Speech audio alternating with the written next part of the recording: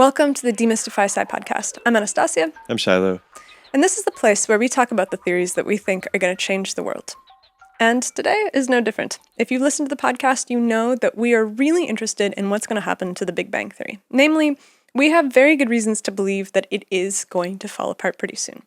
And with us for a conversation about not just the Big Bang, but the whole state of science in general is friend of the show, Jim Keller, who technically is an engineer by training, a computer architect. He spent his career at AMD, Intel, Tesla. Now he's at TensorTorrent. He's working on producing tabletop semiconductor fab systems. He's a guy who spends a lot of time thinking about these deeply technical questions, and along the way, he has also come into the realization that there's probably a lot of really big paradigms that are shifting in science. Jim is one of the patrons of our conference this summer that we're holding in Portugal on the subject of what happens beyond the Big Bang, and so we figured it would be a really good opportunity to sit down with him to pick his brain about how he thinks about science, how he thinks about the acquiring of knowledge, systems, the way that people work, the way that ideas work, because he's got a lot of experience in this world. It's a super wide-ranging conversation, as always with Jim. He's a really fun guy to hang out with. He has big thoughts about every single layer of our existence, from physics to society itself.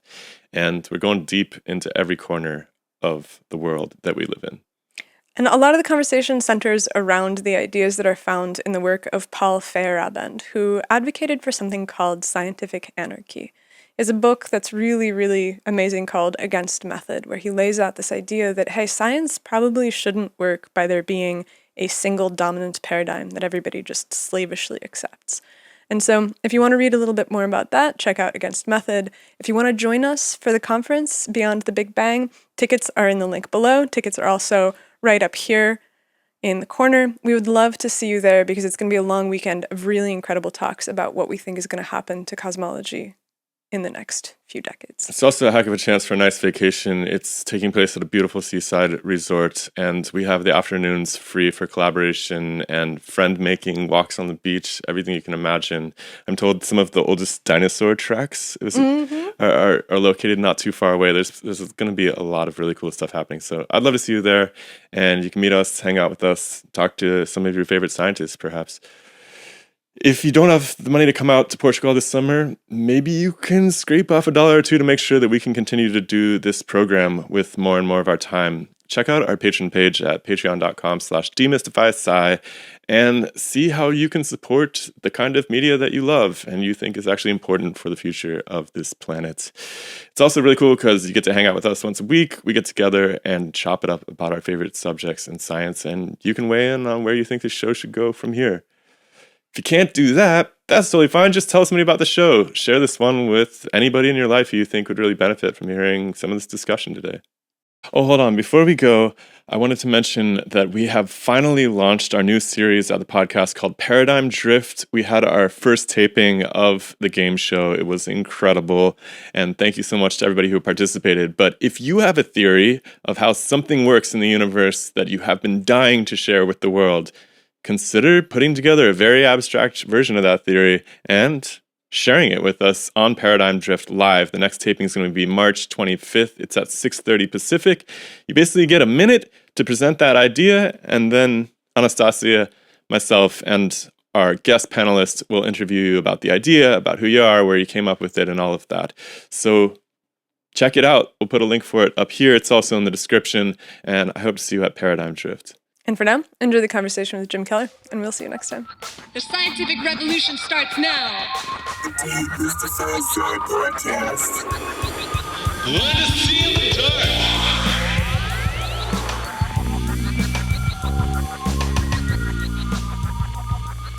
What's the fundamental difference between an LLM and something that's tuned to revamp paradigms and make all of these ideas fit together? It just could be how the internal loops and feedbacks are run. I mean, when you're training an LRM, the infrastructure is pretty simple. It's pretty, there's a math. It's not like it evolved an organic method for propagating errors around.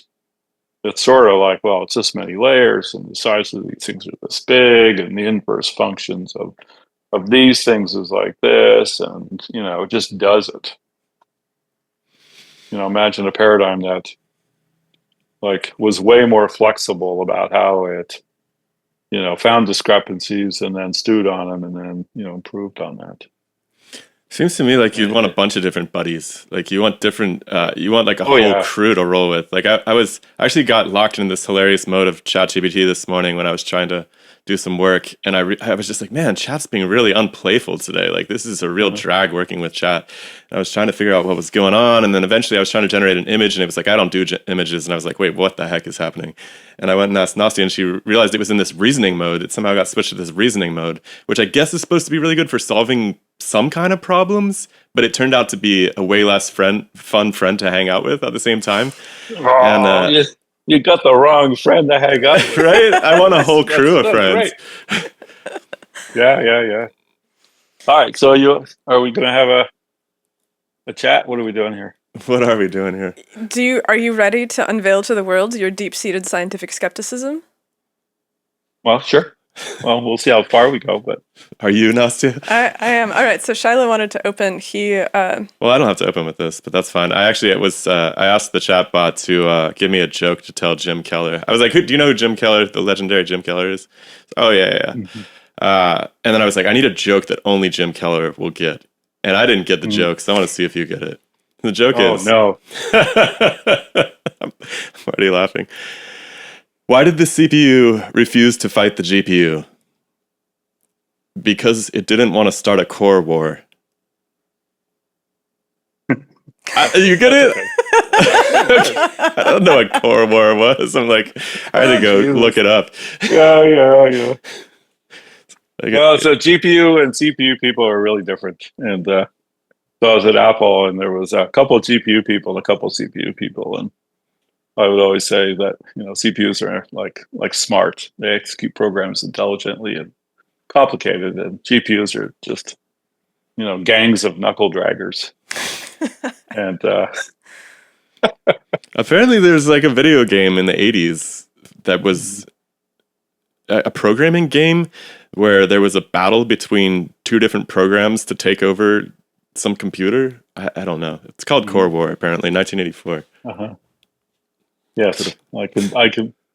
Yeah, but they call CPU cores for some reason, and then yes, I don't think I got the allusion to the core war. I certainly did not. It needs some work. Yeah. But so, I think that you initially found us through this roundabout way where you discovered that we were interested in collecting the theories that are going to change the world. And I was surprised to discover that you're completely sold on this idea that science deserves a revamp, a restart, a reevaluation of everything from its fundamental principles. And obviously that's something that Shiloh and I are deeply devoted to. But I wonder if you can make an argument for why you think that that's the case. Well, that's a good one. There's a big start. So I was very different as a kid. And I had the unique advantage that my parents thought I was smart and they didn't worry about me. So I didn't learn to read until late. And then some things like they would be teaching would be obvious to people and I wouldn't get it. And then like it would click or something. And I would sometimes get it. So I had a funny educational process. And then despite the fact that I'm dyslexic and I've written very few words in my entire life, I can talk a lot. And I read a lot. And sometimes, in random directions. And then it's fairly easy after you read a lot and you thought about it that there's piles of discrepancies everywhere. Right. And then in college, I was double E, electrical engineer, but I was also in the philosophy. I signed up as a dual major as a philosophy student. And then, oddly enough, I didn't do well in the philosophy classes because once we started writing long essays, I couldn't write. And I got a call from the head of the philosophy department who literally explained to me why he was kicking me out of the philosophy department, which is pretty fun. And I heard you telling this story. The dean pulled out like a well-written philosophy essay, which was like very neatly done and several Yeah. pages long, and then pulled out your essay, which was like a paragraph chicken scratch. It was pretty sad. Words scratched out and obvious misspellings. And you know, at some level, you know, the right thing would have been, well, learn to write for Christ's sakes. And I got called, but my English teacher took me aside because she said, "You're either my best student or my worst student, or you're cheating or something." Because I had like 5 writing assignments. I had 2 A's and 2 F's and a D. And I told her literally, if I can see the whole thing in my head, I can write it down. But if I can't see it, I can't iterate on it. And so she said she used one of my papers as an example of great writing. And when I told her, I thought about it for 3 days, and then I just wrote it down and handed it in as is. She was like, "Well, that's not really what I'm teaching the students." That's Well, pretty you unusual. can tell them I did it by like writing my thesis and my, you know. So anyway, when you have an experience like that, you know, and I've had some other experiences that are kind of out of the box, but then you're taught conventional things. Like, for example, you're kind of taught about, you know, Aristotelian and you know, Ptolemy science, and then Newtonian science, and then you get to serious physics. And you know, it's kind of a journey, right? You know, you learn about what happened thousands of years ago, and then, but now you're being taught quantum mechanics, and you know about quantum mechanics, nuclear physics, you know, relativity, and they're better. And Newtonian physics is an approximation, and you know, at some level, you know, Ptolemy was just wrong, but it's sort of like, well, up until Kepler, 100% of all physicists were wrong for 5,000 years. I mean, is that the way to think about it? Like, they went to school, they studied, they had like fundamental premises wrong, but now magically we happen to live in the age of the last 5,000 years where our premises are right, and you know. But I mean, their the premise. odds of that seem to be low, right? And then I started to notice funny things. Like, I'm old enough to remember when the universe was 3 billion years old, 4 billion years old, 6 or 7. There's a debate, and then 12 or 13 or 12.7 or 13.7. And one day I thought, oh, the universe is just 500 million years younger than how far the farthest telescope can see. And if you go back and look, when it was when they first thought it was going to be 1 billion years old, but they already had a good telescope, and it was like, oh shit, it's like 2 to 3 billion years old. But then they built a better telescope, and it went to 6 to 7, and then they got a better telescope. I mean, this is a story, but so now the new telescope came out, and Eric Lerner predicted, well, it's going to see further, and we're going to have to increase the age of the universe, and then, you know, people say there's a crisis in, you know, astronomy or something, because, you know, the new measurements falsify their theories. And it shouldn't be a crisis. It should be, hey, we have a theory, and it's based on our current, it's, you know, it's curve fitting to our current data, and you know, that could well change, right? Well, it But creates a many serious... people are very, very married to their theories, and you know, they work really hard at it. And if you start to look at physics, you know, it's just everywhere. It just gets so, there's so many discrepancies. And instead of people taking them seriously, they continue to publish papers about, you know, well, some of your guests have said, literal nonsense. But this is pervasive of all science. You know, like I was taught that the Greeks invented geometry, but I was also taught that 3,000 years earlier, the Egyptians built the pyramids. Couldn't they be any more triangular? Like, they're really good. There's not. It goes way deeper than that too. Yeah, I know, exactly. But, and you're taught a story about the Egyptians, and then you read about that. It's like literally some stuff people made up in the 1700s, and nobody ever stepped back and said, well, who really did this and how? Like, I've been to the pyramid. I want to take apart what you said about were those physicists wrong, those early physicists, because I think that obviously, in terms of having a less useful model than we do today, you could say they were wrong. But in so much as they believed that there was an understanding available as to how things unfolded in the cosmos, I think they were on the right track. And I think in the same sense, you really have two choices when it comes to discerning these discrepancies in knowledge that you're talking about. One is a mystical path, and one is a solutions-oriented path where you're actually seeking mechanism and understanding. And the problem is, throughout all of the ages, including the present one, there's always going to be a crew of people that lean into that, well, physics just breaks down kind of solution, or things don't have to make sense sometimes kind of solution. Yes. And that's what I'm worried about at every age. And I think that's always a choice that the scientific community has to make, is whether they're willing to accept that things just don't make sense sometimes, or whether they're willing to realize that their model's just incomplete or perhaps completely wrong. And I don't know if it's like an element of humility required or what that is exactly, but it seems to be a standard humility. choice. That might be the rare element. So Stephen Wolfram said, like he, in his proposal for a new kind of physics, like he said there was like Newtonian physics, the modern physics, and then he wants to go past that. Then one of his arguments is, like how many programs have one line of code? Like virtually none. Like E equals MC squared is one line of code. Now it's E, M, and C are packed up with a lot of assumptions, as it were. But he said, my physics is sets of equations, which is, and he said, so he said three kinds of physics. And I thought, well, Aristotelian physics was sort of like physics of handy assumptions, right? Like you roll a ball, it slows down, obviously, and you have big things fall faster than small things. There's all these, intuitive assumptions. And it turns out for most of everyday life, Aristotelian physics is more useful than Newtonian physics because you don't pull your calculator out. If you roll a ball, it's going to slow down, and depends on how big it is and how hard you throw, you estimate it. Now, it turns out before Aristotelian physics, there was essentially animism. Things move because they're animated, right?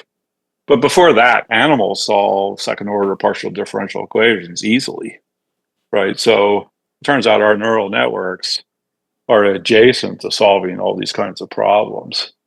And so, more correctly, there's sort of inherent animal/neural network physics, which we're good at. I can throw a ball to a friend and it's going in a parabola, it's actually slowing down because of air resistance. It might be spinning and moving, and he's accelerating, and he can run under it and catch it. That's pretty complicated. Like we're very good at, when I was a kid, I could throw a rock and hit a flying bird. We always like to joke when we're out in the woods by the river that we're experiencing the birth of humanity when we're tossing these rocks around. Because it seems like something absolutely incredible that humans are uniquely qualified at. And people are always talking about, when did the moment happen when humans became so special? And they're always talking about language and thought and art and all this stuff. Yeah. And I'm like, they could nail a target really well. There's something really complicated about that. Yeah, because our shoulders are designed for it, our brain. But lots of animals can, an eagle can swoop in and catch a flying bird that's avoiding it. But they can't become disembodied. Like there's this embodiment in what the eagle does where it is the projectile. And it's more akin to walking than it is to throwing, I think. You gotta think about the future and I don't know. There's something predictive about it. It's very interesting. Crows drop, oysters on rocks to crack them open. Like but anyway, there's lots of kinds of physics, like, and there's usefulness, and then, but there's sort of this, absolutism. People are looking for the unified theory, and now that we have all the data and the God particle, and it all seems silly to me. Yeah, it seems fairly unlikely. And Newtonian physics, and there's been so many problems where people are adamant, and then you trip over stuff. And then I was very surprised. So I had a friend who was a helioseismologist, which is super cool, right? It was a big observatory. You look at it, but they're all in the paradigm of the gaseous sun. And I had this funny, somewhere I found a list of, the 20 things we don't know about the sun. And he got mad about it. Like, how do you get a transverse wave in a gas? Why is the sun so round?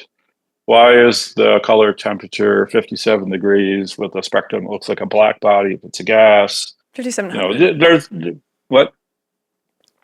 Sorry, 5,700. You said 57 degrees. Oh yeah, 5,700.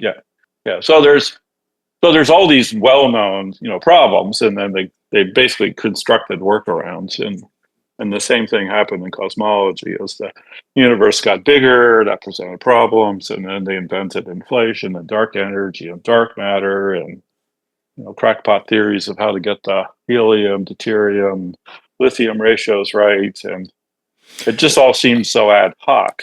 I mean, I think he got pissed because you pointed out a really horrible contradiction. Like, we were just talking about discrepancies of knowledge, and it's like, you can't not have a surface and have a transverse wave. Like, you can have one or the other, but to claim that the sun has an optical illusion of a surface, and also to study actual seismology Also, and the transverse ripples on it, it's kind of a contradiction of concepts.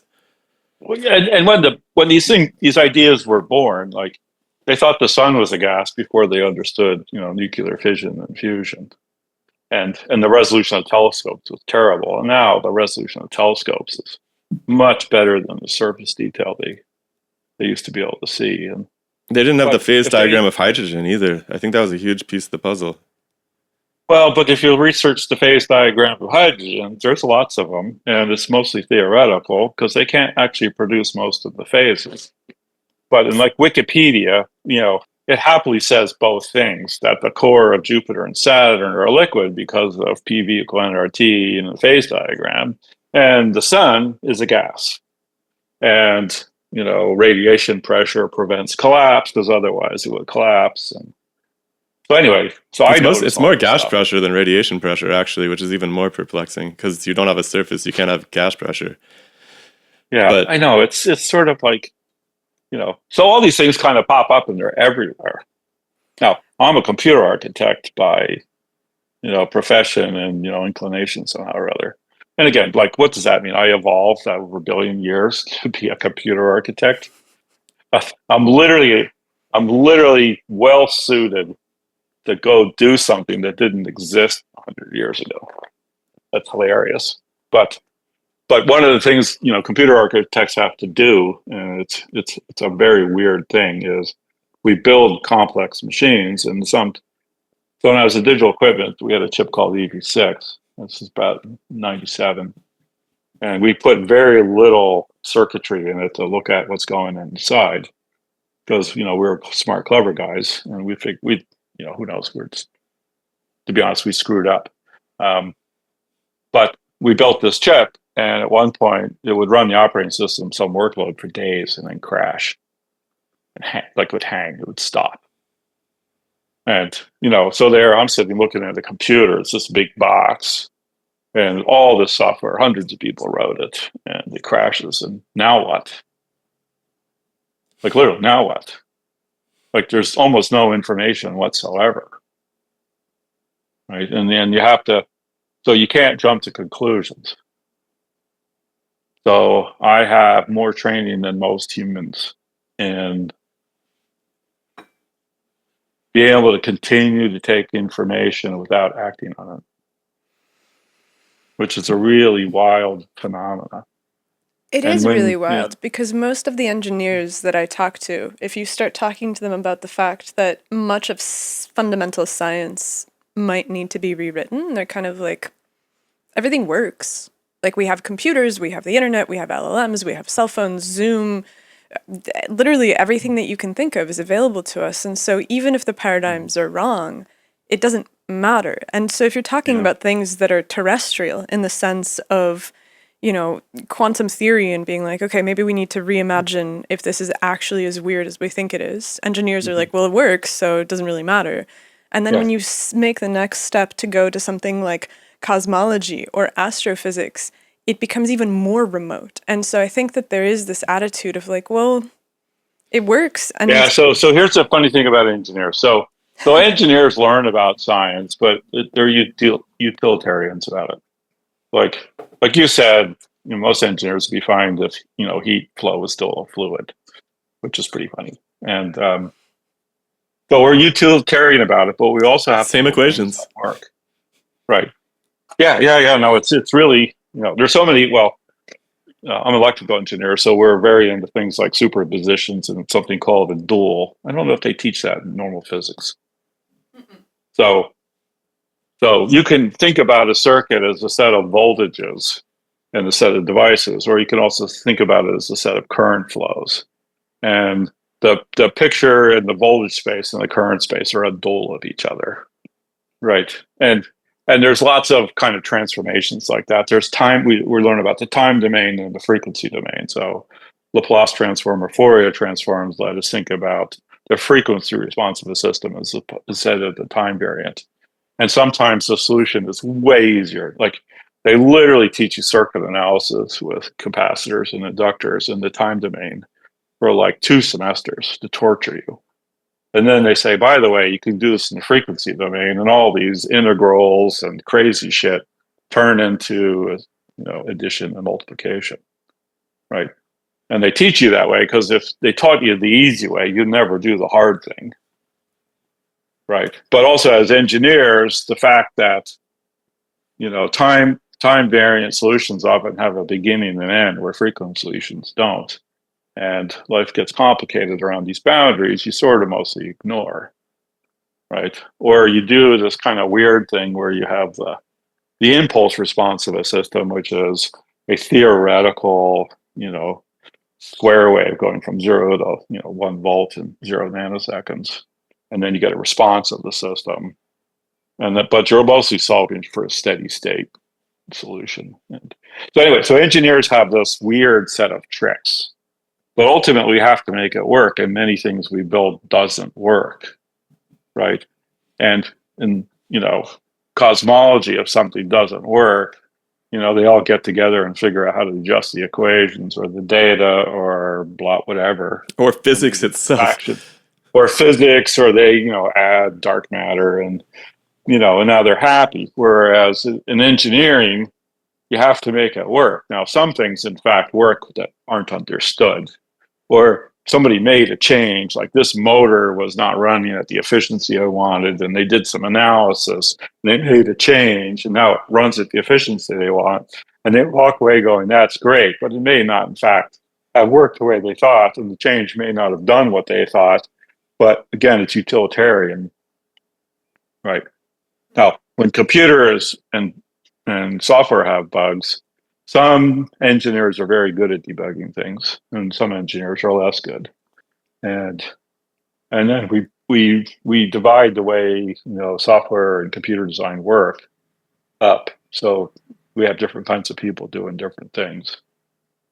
So, and then there's when your big important computer project doesn't work and you have to ship it, somebody has to figure it out no matter what. Like when I was at Intel, there was a couple of bugs in our chips that our customers got to know, and I slowly figured out there was 4 guys in the company who were really good at debugging this stuff. And when I talked to them, I recognized them. It was pretty funny. It was like, oh, you guys know how to take lots and lots and lots of information and sift it around, and then slowly figure out, what are the steps we have to do to make the problem happen more often, to make it more visible? What are the things we can do? Because when you start, you don't even know where to look. It's not like you can just say, well, let's put a print statement after this line. Well, there's a billion lines of code. Where are you going to put the print statement? And then it's really fun as you start to zero into it. Anything you do to look at it more carefully makes the problem go away. They call it Eisenbugs after Heisenberg. So when you look for the bug, it goes away. So and that gives you a different, so you have to live in a counterfactual world. And so when somebody says, here's the theory and it's true, and here's the data or the expert, I think probably not. And I've thought that way for quite a long time. And then there's some things I think are, funny or dumb or wrong. And I tell people, and they say, surely you can't believe that. It's like, I don't know, it's just an observation. It's not my fault. Like, it's literally in Wikipedia. Like, the sun thing is literally in Wikipedia. There's a description of a hydrogen ball here, which has a liquid core, and a description of a hydrogen ball here, which is gas. To me, they're both hydrogen balls. They're literally in the same document, and they're described completely different ways. And I'm just an engineer. What do I care? Like, one of them seems kind of dumb, and the other one seems slightly more likely. But then you go research the phase diagrams of hydrogen and helium, and you find out they have it. Most of it's theoretical. And So, how many people in the circles that you spend time in are also looking out at the scientific landscape and thinking that it deserves to be seriously reevaluated versus just, it works? I don't think that many. Does that Like, I surprise was you? no.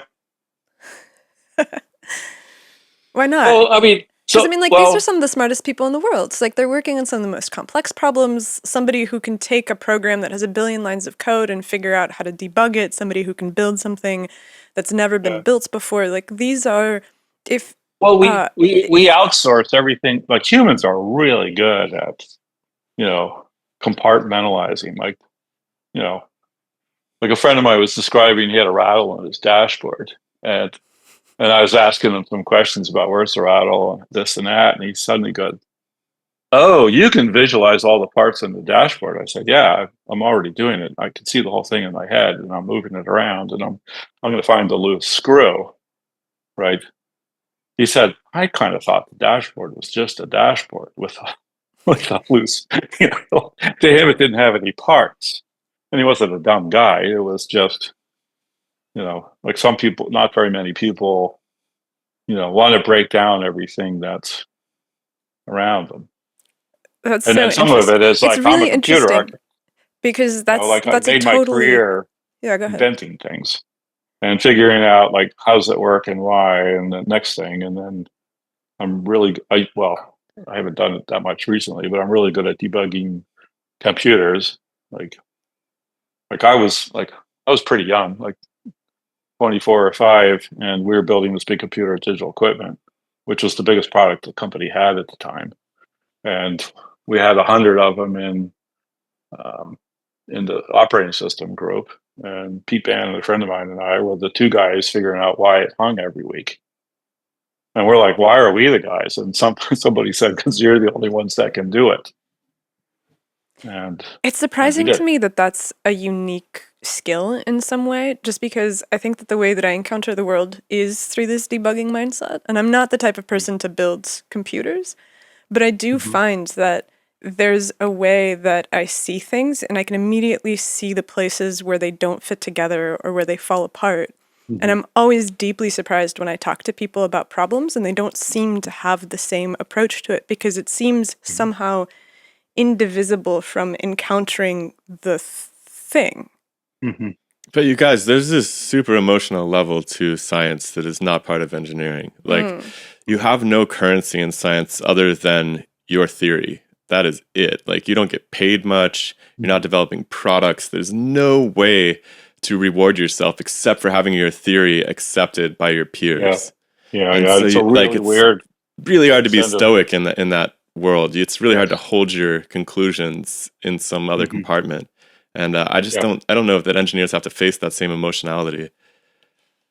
Well, you'd be surprised. Hmm. There very often, are factions about how to do stuff and right and wrong, and especially when the management's not super strong or technical, so then they have to play, favorites and stuff. So yeah, it can get there, but um, also engineering projects are mostly collaborative, right? So we're not here to go make a name for ourselves. We're here to make a new motor or a new computer or a new software stack. And, like the mission is to really collaborate and get somewhere. And recently I was at a friend's PhD dissertation. I talked to a bunch of students, and the vibe shift from being in a group of 20 young people working hard to get one thing done and collaborate, helping each other. And also, people figure out really fast, this person's good at this person's good at that. So you adjust to oh, these guys are all smart, and at some level they're low key competing with each other because whose ever paper is published, with more respect, and they undermine each other subtly and all that. Whereas, like in an engineering group, a good engineering team, it's not always true, not everybody, but like if you were casually undermining your peers all day long, your boss would fire you because he doesn't want any. Nobody wants to work with people that are undermining you, and you really want to work with people that you like to work with. They like to work with you, and if they're better at you, they say, "Can I help?" And you say, "Sure." And there's a lot of social dynamics in setting that up properly, but It yeah, seems like there's something special, credit for especially zero sum about science. Like we really, as a culture, need to have one understanding of gravity, one understanding of the sun. yeah, that's right. And I feel like at least in the engineering space, you could have multiple technologies that were occupying similar spaces and competing, depending on their specialty towards something. There's something really difficult about the way that people approach their understanding of nature that it seems to be like we need to be all on the same page. And I think a lot of these disputes and you result said from that. something that was like, this is one of those, well, the reason I like you guys is partly you explore this space and then you find stuff out. But Shiloh, you had a line which is something like, when you publish a paper, the reviewers are looking for something wrong with it. So that means your best approach is to publish it in the existing paradigm with one addition. Because then everybody reads the paper and they say, well, my contribution was, A equal B plus C. And, oh, yeah, he said that's true. So, he's doing this other thing. It's not my area. I don't care, but he's not falsifying me. And so then people are publishing papers with the minimal change, so the probability of being falsified is low, as opposed to here's a picture which, generally speaking, is a better overall understanding with lots of weak links in it. Could have weak links, but people would go, let's evaluate the paper. Does it improve our overall understanding of it? Yeah, But because it's zero sum, it turns into this political coalition building exercise, Yes, especially yeah. at the top journals, Nature, Science. I mean, these are coalitions of people who have knitted together these ideas of the course of careers, and they're all standing lockstep together. And maybe you can squeeze like a little flavor on top of that if you're lucky. It's really tough. There's billions of dollars at stake, and they're measured based on do other people agree with them. And then, there's these great compilation videos of people talk about what this collider is going to do, and 30 years of claims and promises. Nobody ever goes and fires them because almost nothing they claim ever happens, which is kind of sad. But And the cost of contradicting what is established is so high. Like we talked to a guy this morning about biblical scholarship. And he's written a book about the fact that Jesus was a mythological figure, not an actual real figure. And while we were talking to him to see if we could map out a longer conversation, Shiloh brought up, we had Warren Fahey on the show a little while ago. And he has this theory of how it is that Christianity went from being something where the Christians were being fed to lions, and then a few hundred years later, it is the state religion, which I don't think that people spend enough time really in awe of that fact, because not only does it become the state religion, but then need to find out if that's a fact. Well, it does. It does become. It surely makes the Christians look good that we were so brave in our religious beliefs. We literally walked into the lion's den, and if that happened or not, nobody knows it. Exactly. Whether it happened because they were Christians, like nobody knows. It's all pretty exciting. And Fahey's like, the Flavian emperors got really into this mythological story, and they basically popularized it and made it into this mechanism for being able to put down the Jewish rebellions and integrate the various cultures into the Roman Empire. And Shiloh brings this up to the guy, and he's like, "No, that's a crank theory." And Shiloh's like, what do you mean that's a crank theory? And he's like, oh, well, I don't actually know why. I think my actual quote was, "Them's fighting words." But he had no idea why it was a crank No, theory. he did. He said because the PhD told him so. Yeah. And Shiloh was like, well, what if the dates... Like he was like you're literally pushing your crank theory while saying these crank theories.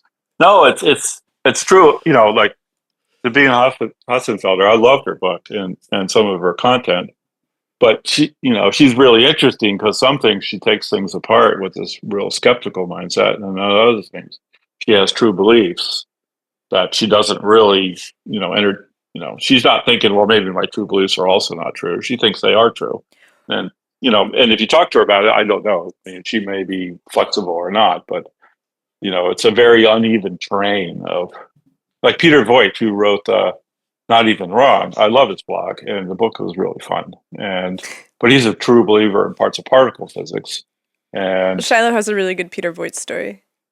Yeah, Peter and also Eric Lerner were the ones who got me into this mess when I was a kid. And Peter was one of the only places on the internet, when the internet was first born, that I found resistance to string theory, which seemed completely loony to me, even when I was a kid. And so I was way into Peter, and eventually ended up going to grad school in New York at the same university as Peter. And I was really excited to meet him. And I ended up finally working up my courage to call him up on the phone and be like, hey, can I come by and talk to you? I'm a huge fan. I spent the whole afternoon in his office, and my naivete just was melting a puddle on the floor. I just realized that his whole goal was to replace this irrational string theory with his irrational whatever theory. And I was so destroyed. I needed put back together for the next 10 years after that meeting in his office. So had you read Fire Oven before that or after that? After that, Nastia brought it to me. Yeah, so Fire Oven said, among other things, you have to have a religious belief to overthrow the paradigm. So Peter Voigt was properly armored to go fight about string theory because he had a religious belief about an alternate theory that that was a hill he was willing to die on. So you and me are like, string theory makes a lot of claims. It's not falsifiable. They've been going on for 40 years. It seems political. It doesn't seem very compelling. I don't know. I don't know enough about it. People say the math is beautiful, and I think, is the universe really made out of math that complicated? I don't know. Maybe not. But I don't have a hill to die on. I don't really care about string theory one way or the other. But so I'm not going to overthrow it just because I think it's dumb. Whereas Peter Voigt, he cares. He's got an axe to grind. He's got skin in the game. He's got his life. You should have said, wow, what a proud, noble warrior. He's the kind of person that can because when he knocks it down, the odds of people going, well, and Peter, your theory's right. That's zero, right? That's not good. But he doesn't know that, right? And that's the amazing thing. I know, but it's so hard, right? And they also say you should never meet your heroes too. I mean, I feel like oh no, you shouldn't meet your heroes without reading Fire Oven first. I think that's probably. And if I met Fire Oven, I might go, oh my God, he's probably got so many personal problems that he's dead now. So yes, this is true. Let's not speak ill of the dead. They can't defend themselves. When I first met Nastia, I still am a huge Bob Dylan fan. And Nastia just proceeded in the first year of our relationship to just teach me about how big a piece of shit Bob Dylan was as a person.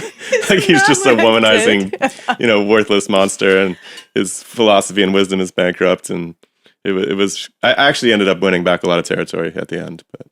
I just think that you have to encounter these things with a grain of salt. And I don't know if this is partially... No, not a grain of salt. No?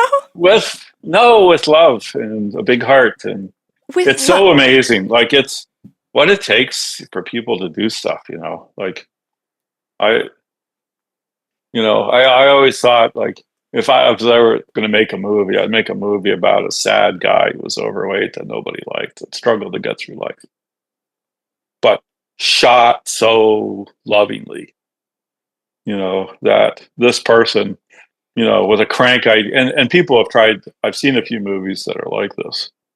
Did you ever watch The Devil and Daniel Johnston? I remember recommending it to you. This is basically the plot of the movie. It's true. Really? Yeah, Yeah. he's this musician who just kind of starts making this like really weird. Overly sincere poetic music, self-produced, records it on a tape player.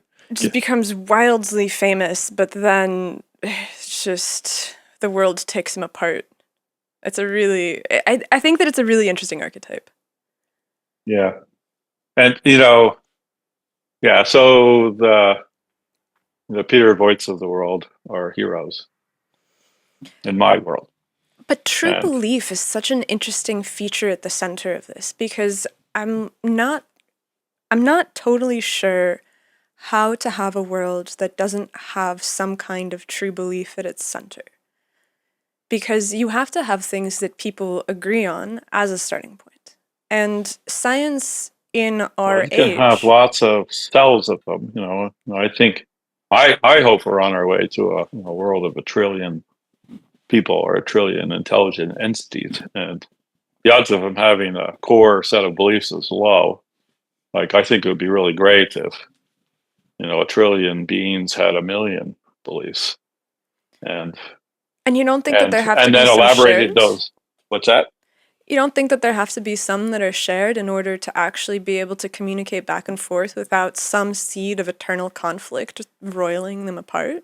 I mean, there's some, like, because of the local corner of the universe we live in, 3D geometry manifests pretty obviously. Yep. Like, there's a few things, but Then you get the quaternions weighing in all of a sudden. yeah. No, I'm looking at an ocean right here, and nobody agrees about water. So it's like, so some things, they seem obvious, but there's no unifying field theory of water. Isn't this So I think, Peterson's whole thing about needing a core mythology? Like, a culture can't actually sustain itself without some shared mythological substructure upon which we all orient. Like, the world is virtual. Can we agree on that? Like, we're all living inside of our heads, and the world is only the ideas that we all kind of align ourselves with collectively. well, I mean, lots of people get pretty consistent inputs from the world we live in, and I'm mostly a simulation theory skeptic, and the fact that our brains are in our heads, and there's transducers between us and the photons that hit our eyeballs or something. Like, I don't think it's that important. Like we I'm not a proponent of simulation. I wasn't trying to say that. I just mean that we're all kind of in our heads, like we're all these we are ideas. kind of in our heads, but the bandwidth in and out is actually pretty high, and we're pretty well connected to the world, and we get relative. A blind person obviously gets much different stimulus than a sighted person, but we have a common computational substrate, so it manifests fairly similarly, even with different inputs. But it's like we have a lot of commonalities just because of the world we live in, Like the and physical world is. yeah, the physical world, and then the kind of computational world, and like I don't really believe you have to be embodied to be intelligent, because you know blind people who can't move around can become quite intelligent, and Well, they do still have somewhere there needs bodies. to be what. They do still have bodies. Yeah, but like they're not getting much in or output, and it's like there's people. Like, I'm just so amazed about um like how smart you can get with relatively little input. And in fact, humans, like, we think we get lots of input, but we don't see most of our visual field.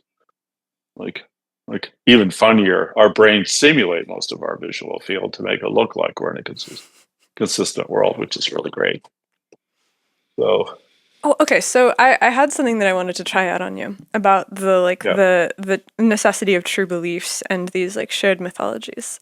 I think that there was something significant about the writing of the Bible as a coalescing of really valuable mythologies for the time. It was basically a set of rules and principles that was sufficiently inclusive, relatively easy to follow, and highly functional for getting groups of people to cooperate in service of accomplishing great things. And it was written, it's a product of its time, it's a product of its environment. And it was it kind of this filtering of ideas that had been floating around for thousands of years before into a cohesive document that was functional for the next, let's say, 1600 years, through like the Enlightenment, when people started to think about different things. And it still has hung around as this archetypal book. And you can put Judeo, like the Hebrew and Jewish world into that bin. You can put the Muslim world also into that bin. It's these overarching principles. And I'm looking at the world that we live in right now and thinking that the environment has changed so much that we're living through a time where we have to author new myths that redefine this true belief narrative for the future in order for us to be able to function. Where it's like, we've talked to this guy named Andres Gomez Emilson about the nature of consciousness, and he studies psychedelic experiences. And one of the things that he's come across in studying DMT experiences is that there's this phenomenon where you have, sometimes people see things that are called replicators, where it's a pattern in the visual field that once you see it, it seeks to take over everything and fit it exactly to that same shape and process. And he calls those replicators. And then there's other patterns that are discrete and varied within the visual field. Exploratory. Yeah. Say it again. Exploratory, perhaps? Yeah, exploratory and cooperative, and somehow they harmonize with one another, but they don't try to take over. And so he calls that team consciousness. And I'm like, I think that there is some set of principles that allow team consciousness to operate together in a way that is pleasing and harmonious and super functional. And I get the feeling that the Bible in some way is like psychotechnology for creating a functional team consciousness. Over time, it gets to the place where it becomes a team replicator, which it's like everything has to follow these really, really strict rules, but the environment underneath it has changed. And so I wonder, I was thinking about this in context of sci-fi and like the sci-fi classics, and thinking about how it's rare to find modern sci-fi that is as impactful as the stuff that was written before this technological revolution. And I wonder if the ideas in sci-fi about how we interact with technology, about the world that we're building and the common failure points, isn't this like proto-mythology, this proto-set of true beliefs for the future that we're writing. Yeah, so you just said about 25 things. So let me try to unpack a few of these. I hope you took notes, because I didn't. So there's, and Jordan and I have talked a lot about the Bible and its as an entity in Western culture and something to believe in. Now, I'll point out a couple things. Most Christians have never read the Bible very seriously. And most of what Christians know about the Bible isn't actually in the Bible. It's what people say about the Bible. So, like the priests and the people who study it and are really interested interpret it. So, like some of the core stories are like 2 paragraphs, and yet there's millions and millions of words. And you could write lots of different millions of words about some of those stories.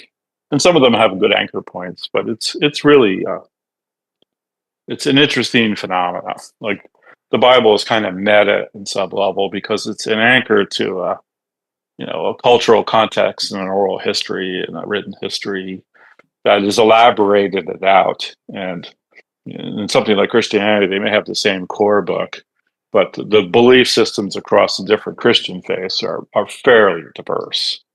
And, and they're also attached to political beliefs like Calvinism and, like more tribal culture and family culture, and, and so it's been very diverse and, let's say, flexible.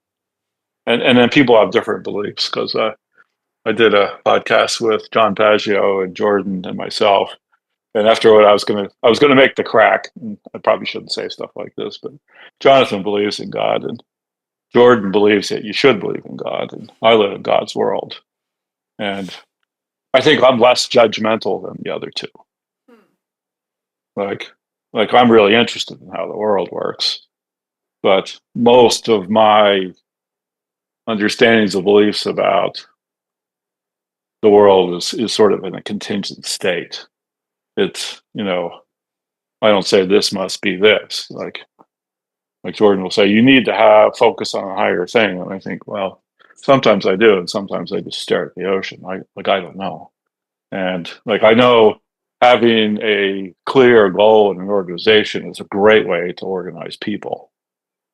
Like if people like, I like working at Tesla and Apple, partly because the CEOs of both companies had very clear goals, and they talked a lot about them. It wasn't like a sentence, but Tesla has this line, accelerating the transition to sustainable energy. So, that's why I have cars and batteries and solar cells and chargers. And, that's why we build seats. Why would you build seats if your goal is sustainable energy? Well, nobody would buy the car if the seats are terrible. Like it's an oriented, it's an oriented structure. It's pretty simple. Steve Jobs wanted, computers to be beautiful and easy to use and thin and lighter, a lot lighter and a lot thinner. And you should really work on that. He was very OCD about a couple of his insistences, but it was also clarifying for the organization. Then, like he had really great lines like, "If all else you want is money, you get what you deserve, which is nothing," which clarified the whole organization about why we did stuff. There wasn't ROI of different components. It was, does this serve the goal to build a beautiful computer? Because his belief is we build a great thing, people would pay for it. And he would charge them. These taglines would kill in the cosmological story that we're telling as well. Like accelerating the transition to sustainable energy. I'm like, liquid sun, check.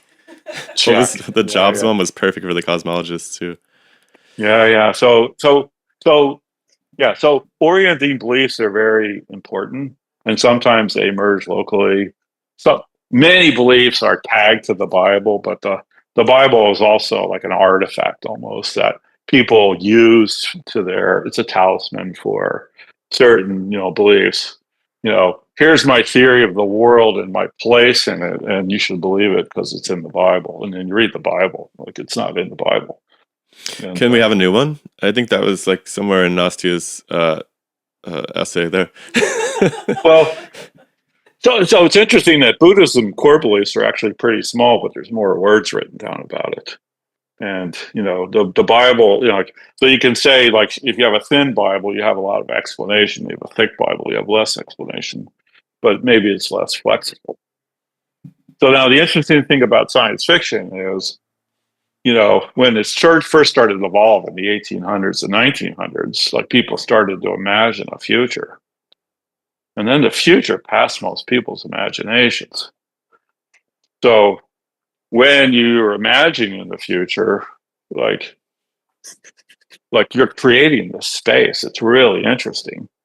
And you could also had a lot more latitude to go create the space and create the archetypes in it and anchor it in some meaningful way, right? Like I just recently read 2 Asimov books, which as a kid I thought were fascinating, and now they seem kind of lame and expository. It's like blah blah blah blah blah blah. No, he was in an empty space filling it up with objects, and the first time you read about those objects you're like, this is so cool, and if you have this and this and this will happen. Yeah, I never thought about that.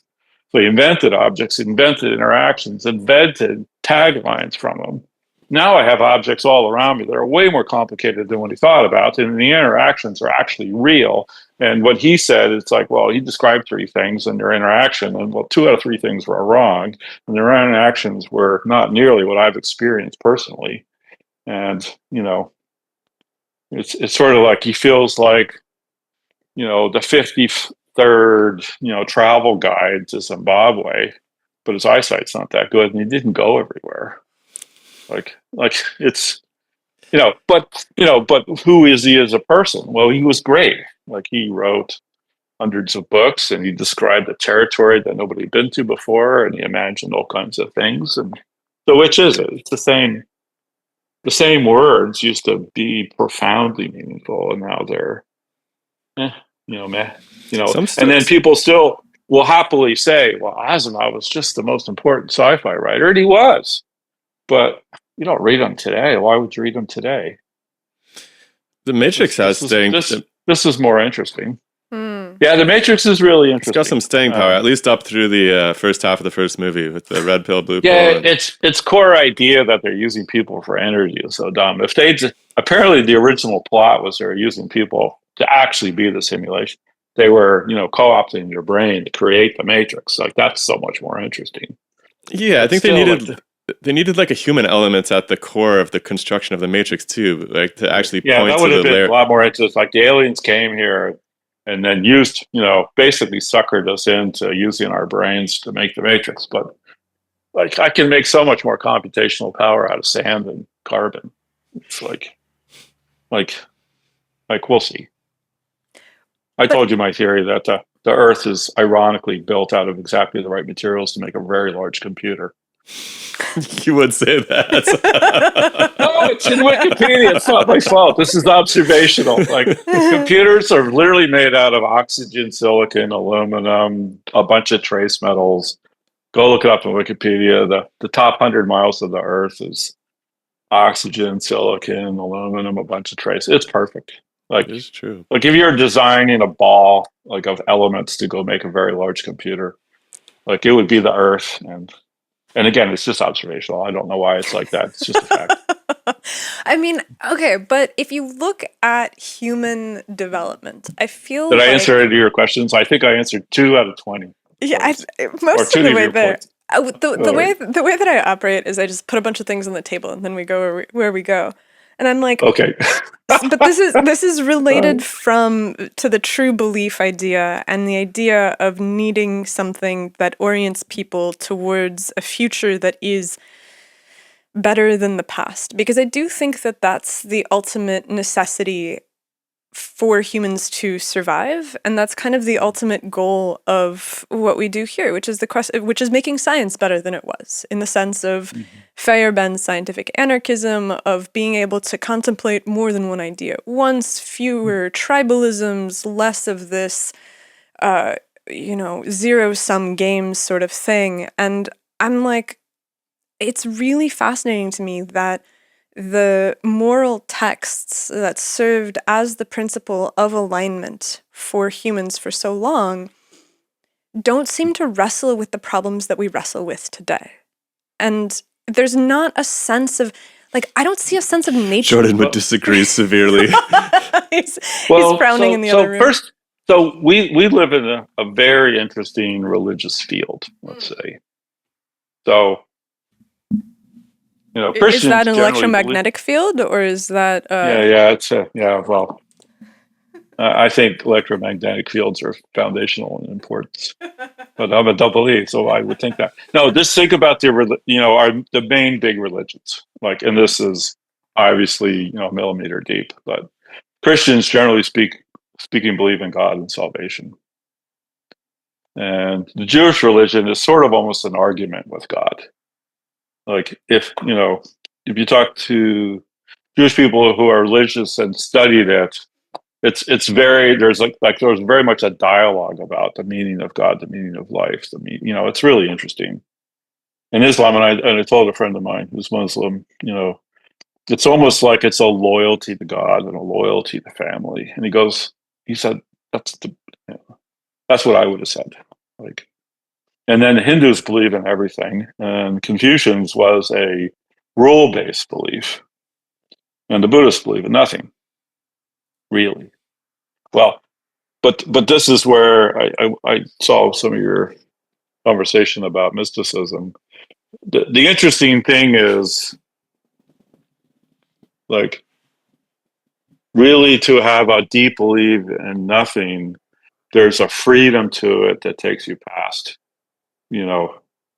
It's like a deep willingness to give up all your assumptions to actually have a higher understanding and ultimately a connection with God or a realization that you are God. So those are very different things. Like in terms of, humanity, actively, and before the current modern religions, we had animism and God, sort of embodied gods of they were almost like hero-based gods, and and gods evolved from like the pantheon. And the Hindus are cool because they kept their pantheon of gods, but they actually at the core have a deep belief in a more unified God. They're a transitional, or they're a big tent religion, as it were. And some of the religions have transformational beliefs as part of them. Like Christianity, there's Christian sects that are very much Jesus is the transformational partner in your journey to spiritual life. And then there's other religions, which is, kneel, sit down, kneel, do this, do that. It's a set of rules based on this, And so in the religions themselves, there's exploration, but the religion at the higher level, the big religions are actually anchored in some fairly different ideas. And this stuff, and like I said, in most of the books are, a small percentage of the actual text or culture of the religion. You can't just give a whole bunch of strangers the Bible and say they'll now have Christian beliefs, because what Christians believe is actually, I'd say to me, the Bible's always been more of a talisman than an instruction guide. And this is a complicated thing. And then people, like I joke with, when we hire people work for meaning, not money. Right. And every once in a while, somebody makes the job choice. Well, it's two jobs. One's a great job and one pays more. And they take the job that pays more, and they're always miserable. They always regret it. And then, sometimes people take the job that means more, and they have to talk themselves into like why taking this job in the long run will make them more money. I think that's true for everybody except lawyers, perhaps. Well, I know lawyers and doctors that they make way more money by being an expert in their field and knocking out the same exact thing. My brother years ago said, "Why do lawyers make more money?" And I said, "Just listen to yourself. You're always looking for a new project. You want to learn something new. Like, you don't go to a divorce lawyer and they go, 'Wow, divorce, love it. That's my first one. I really wanted to learn about divorce.' Like, you wouldn't do it. Or a trial lawyer. Like, how many trials have you done? But don't know. It's my first one. It's going to be fun." Engineers think that way all the time, right? I was going to say, lawyers seem to look at their bonuses and their salaries as a mark of their supremacy at the art form they're practicing. I feel like it's almost like a readout at some point. It's it's not really about the money. I do a little bit of that. I make money partly to keep score. My father says if they don't pay you enough, they won't respect you. But I don't really care. I don't know what to do about money anyway. Like, I wear old T-shirts and shit, so I'm not a person like that. But again, yeah, sure. But you do have cool paintings and a view of the ocean. Yeah, I know how to negotiate. Yeah. Quick interruption. Please consider checking out our Patreon page to see if you can support this podcast going forward and make sure that we have more time and resources to devote to making even better versions of what you're listening to right now. So check it out over at patreon.com/DemystifySci, and I'll see you there. You said something really interesting about all of these different systems. So we have, if you look over the course of modern history, you have all these different spheres of influence that come with their own set of principles, which is an argument with God, the loyalty to God. That's not my words. That's a Jewish friend said, we're in an argument with God. And I thought, wow, if you've been to Israel, I've met a lot of people who love to argue. They even told me, "We like you, Jim. That's why we fight with you about everything. If we didn't like you, we wouldn't bother." Okay. I've been trying to constantly explain this to Shiloh, that I argue with him because I love him, but he, I think, comes from the Norwegian school where argument is not the path. Yeah, they also speak Russian at their house too, so I have no idea. It sounds like everybody's about to just take each other's heads off at all times. But well, we are. Let's be clear. But so there's all these different spheres of approaching the world and the rule set for how you approach the world. And I think that is actually, that's been instrumental and super valuable for the cultural products of each of those spheres over the course of history. And so when you look out onto the future and you're like a trillion different or a million different belief systems for a trillion different people, I'm like, isn't this fundamentally the question of alignment? Of trying to figure out some core set of beliefs that allow people to work together? Why do they work together? I mean, Because they're aligned, right? Because if you why? like, But why would they be aligned? It's like I want the Peter Voigt religion to grow and thrive, and take it as far as he can. And well, he's got a principle, which is he's aligned in yeah, the sense that there's a mission of trying to yeah, understand the cosmos, and there's a rule set by which we do it. And if you yeah. start And from a then there's a different whole rule, bunch of people think he's wrong, and and that's good. that's good, but there's still part you want them to. I think that it functions best when there is a project that they are a part of. Like we talk about Feyerabend a lot. Oh, but you said you want them to, and it functions best. Those are assumptions on your part. They absolutely are. And so I'm like, can you make an argument for why that isn't the case? Because I look out onto the worlds and I see Right. a case where having some kind of unified set of principles that allows you to aim for something is the basis for every single accomplishment ever. And so Yeah. argue for why that's not the case. Well, the people who really believed in Newtonian physics that thought science was done wouldn't essentially didn't fund any of the people who invented quantum mechanics and relativity and the whole next generation. And now the people, the problem was alignment. So I had my first real viral tweet. I tweeted probably because Elon boosted it, but the Cornell's law, iron law of bureaucracy. Bureaucracy always ends up serving itself and self-perpetuates. And so, my preferred world is many actors poorly aligned or not aligned at all, and endless experimentation. And certain projects need 100 or 1,000 or 1,000,000 people to advance them. So the projects can be very different sizes, but probably the scientist who really makes them the next real step in physics it's like him and a grad student, and alignment's the last thing he needs. And if he spends his whole life fighting with the hegemon of modern physics, he will never get anywhere. So, but I think literally all of advancement, everything runs on so I believe in the natural curve, which is, it starts out low and then goes up and then plateaus and then fails. And I can explain it 100 ways. It's the life cycle of a company. It's the life cycle of a person.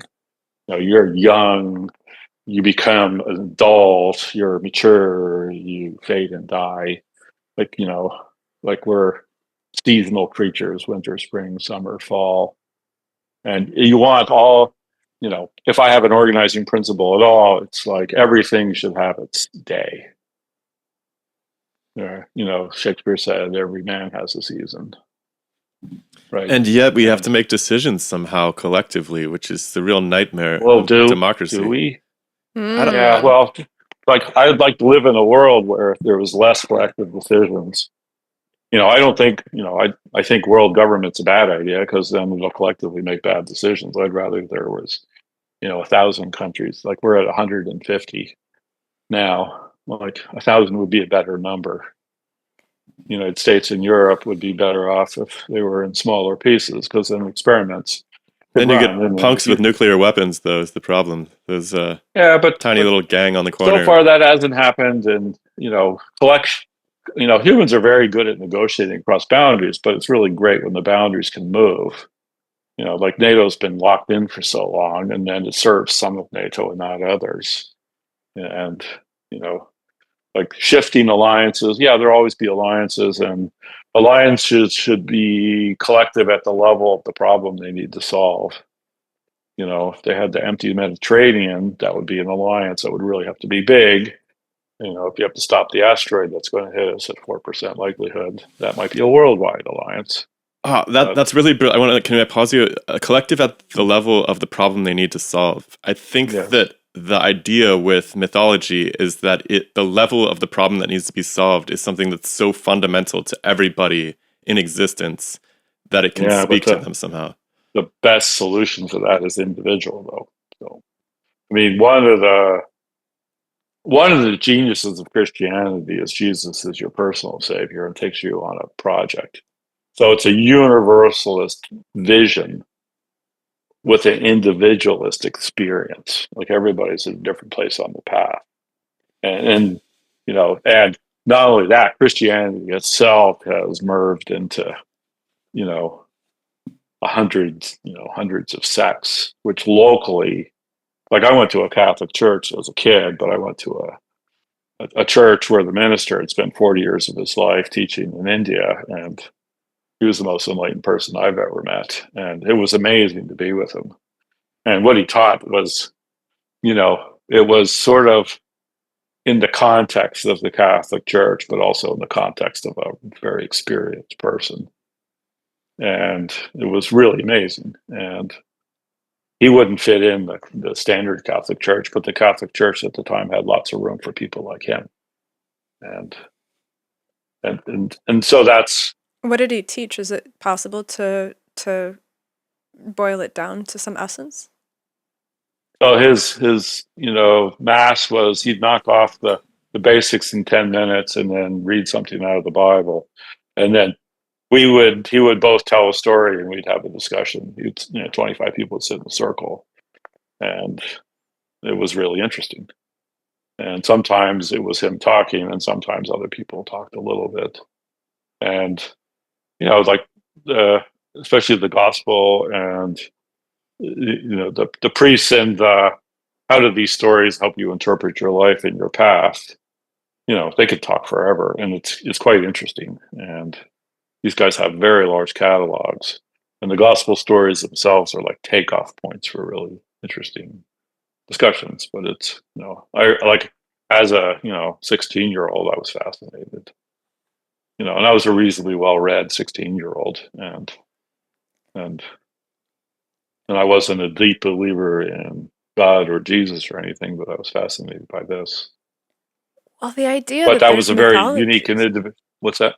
Well, the idea that there's mythologies that serve as the jumping off point for figuring out these individual solutions to a universal challenge, I think might be the set of true beliefs, right? Which is to say that like these are the challenges that you face. And this is kind of the thing that I'm trying to point to, where I think that there is, and maybe this isn't true at all, but I have this sneaking suspicion that there's something about the technological landscape in which the stories of the Bible were coalesced that doesn't incorporate all of the things that we face today. And so that's probably true.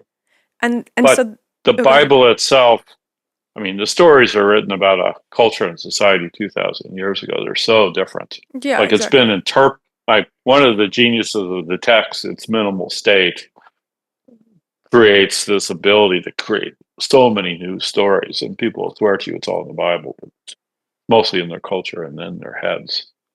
And so maybe the true beliefs aren't outputs, but they're like a set of cohesive inputs of like, these are the things that warrant solving. These are the things, or not even warrants, but these are the things that must be solved because they are features of the universe. Like the geometry, from the geometry of molecules to the geometry of relationships between people to the relationship between people and technology and people and nature.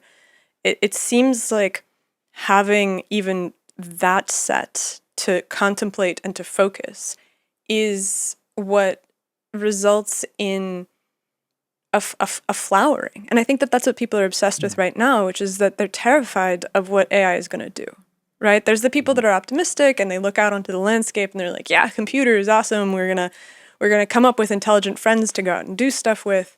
But there's a deep fear about what that means. And we've talked about this before, where it's probably a fear that comes from scarcity. Scarcity? Or like it's because novelty. I What's actually scarce think that today? Well, what's scarce today is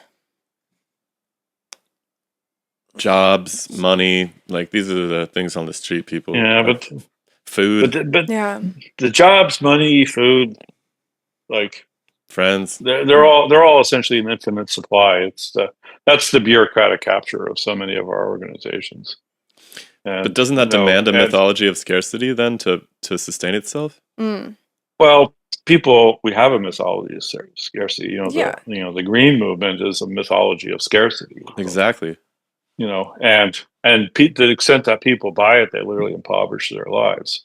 Well, that's kind of what I'm trying to say, is that like But they a look at the mythology landscape. of flourishing and of there is endless opportunity would be a better one. But you have to, so one of my beliefs, like, and again, I was explaining something to somebody, it's like, you surely don't believe that. It's like, well, about 10 equations with 10 unknowns. Like, I don't think humans are that complicated, but it's like 100 equations with, 200 unknowns. So we're undersolved, and the number of things you have to understand is actually a fairly big list. All right. So one thing is humans are very competitive. And one of the ways you get along in society is by acting like you're not, but we are. And there's the Maslow's hierarchy of you're competitive to get sustenance, you're competitive to get status, you're competitive to get, mates, family, right? And then one thing, people do is one of the ways to get status is the virtue signal in your local group. And right. So there's a big complicated system there. And then we're, as animals, we are mostly evolved to be zero-sum players. So if you get something, I don't have it, right? So we check that out quite a lot, but we don't really live in a zero-sum world. We can make as many donuts as we want, and but we don't, and we act like we can't, and we set up systems that ensure that we can't, right? And then that creates scarcity, and then these kinds of things interact in ways and create a world where why do we spend like I had this funny thing like when I was younger, digital equipment partnered, with United Way, which was a big charity, and they had people volunteer. And I volunteered one year, and it kind of felt good. And I looked into it, and United Way spent 90% of the money they raised on fundraising, and they gave money to other charities who did the same thing, and the whole thing was essentially a house of cards. Right. Now, I'm sure they didn't start that way. They some charity raised money to help somebody, and that shows up a lot of places. And people have a hard time, but surely they couldn't all be doing that. What about all the pictures of the poor children and stuff? Well, that's a photo shoot, and they do some of that. And so one of the problems with humans is they don't really want to go through their life, understanding just how aggressive and duplicitous humans are, because we're really good at it. Right? A friend of mine said, well, there's some lines I don't want to look across. I don't want that to be the case. We live in a collective delusion about that. And that's a difficult thing. And then at different parts of your life, when you're a young person, you shouldn't be worried about it. But today, people are told when they're very young that they're destroying the planet and that the world's going to end, which is, I think, a tragedy. That's a problem for a 50-year-old, not for a 5-year-old. And people absolutely. who think, well, but people should grow up knowing that, I think, that's the wrong attitude. If you're serious about it, you shouldn't drive your SUV to the parade, about saving the world. But that's not what happens. Like, people are very intriguing how many things happen.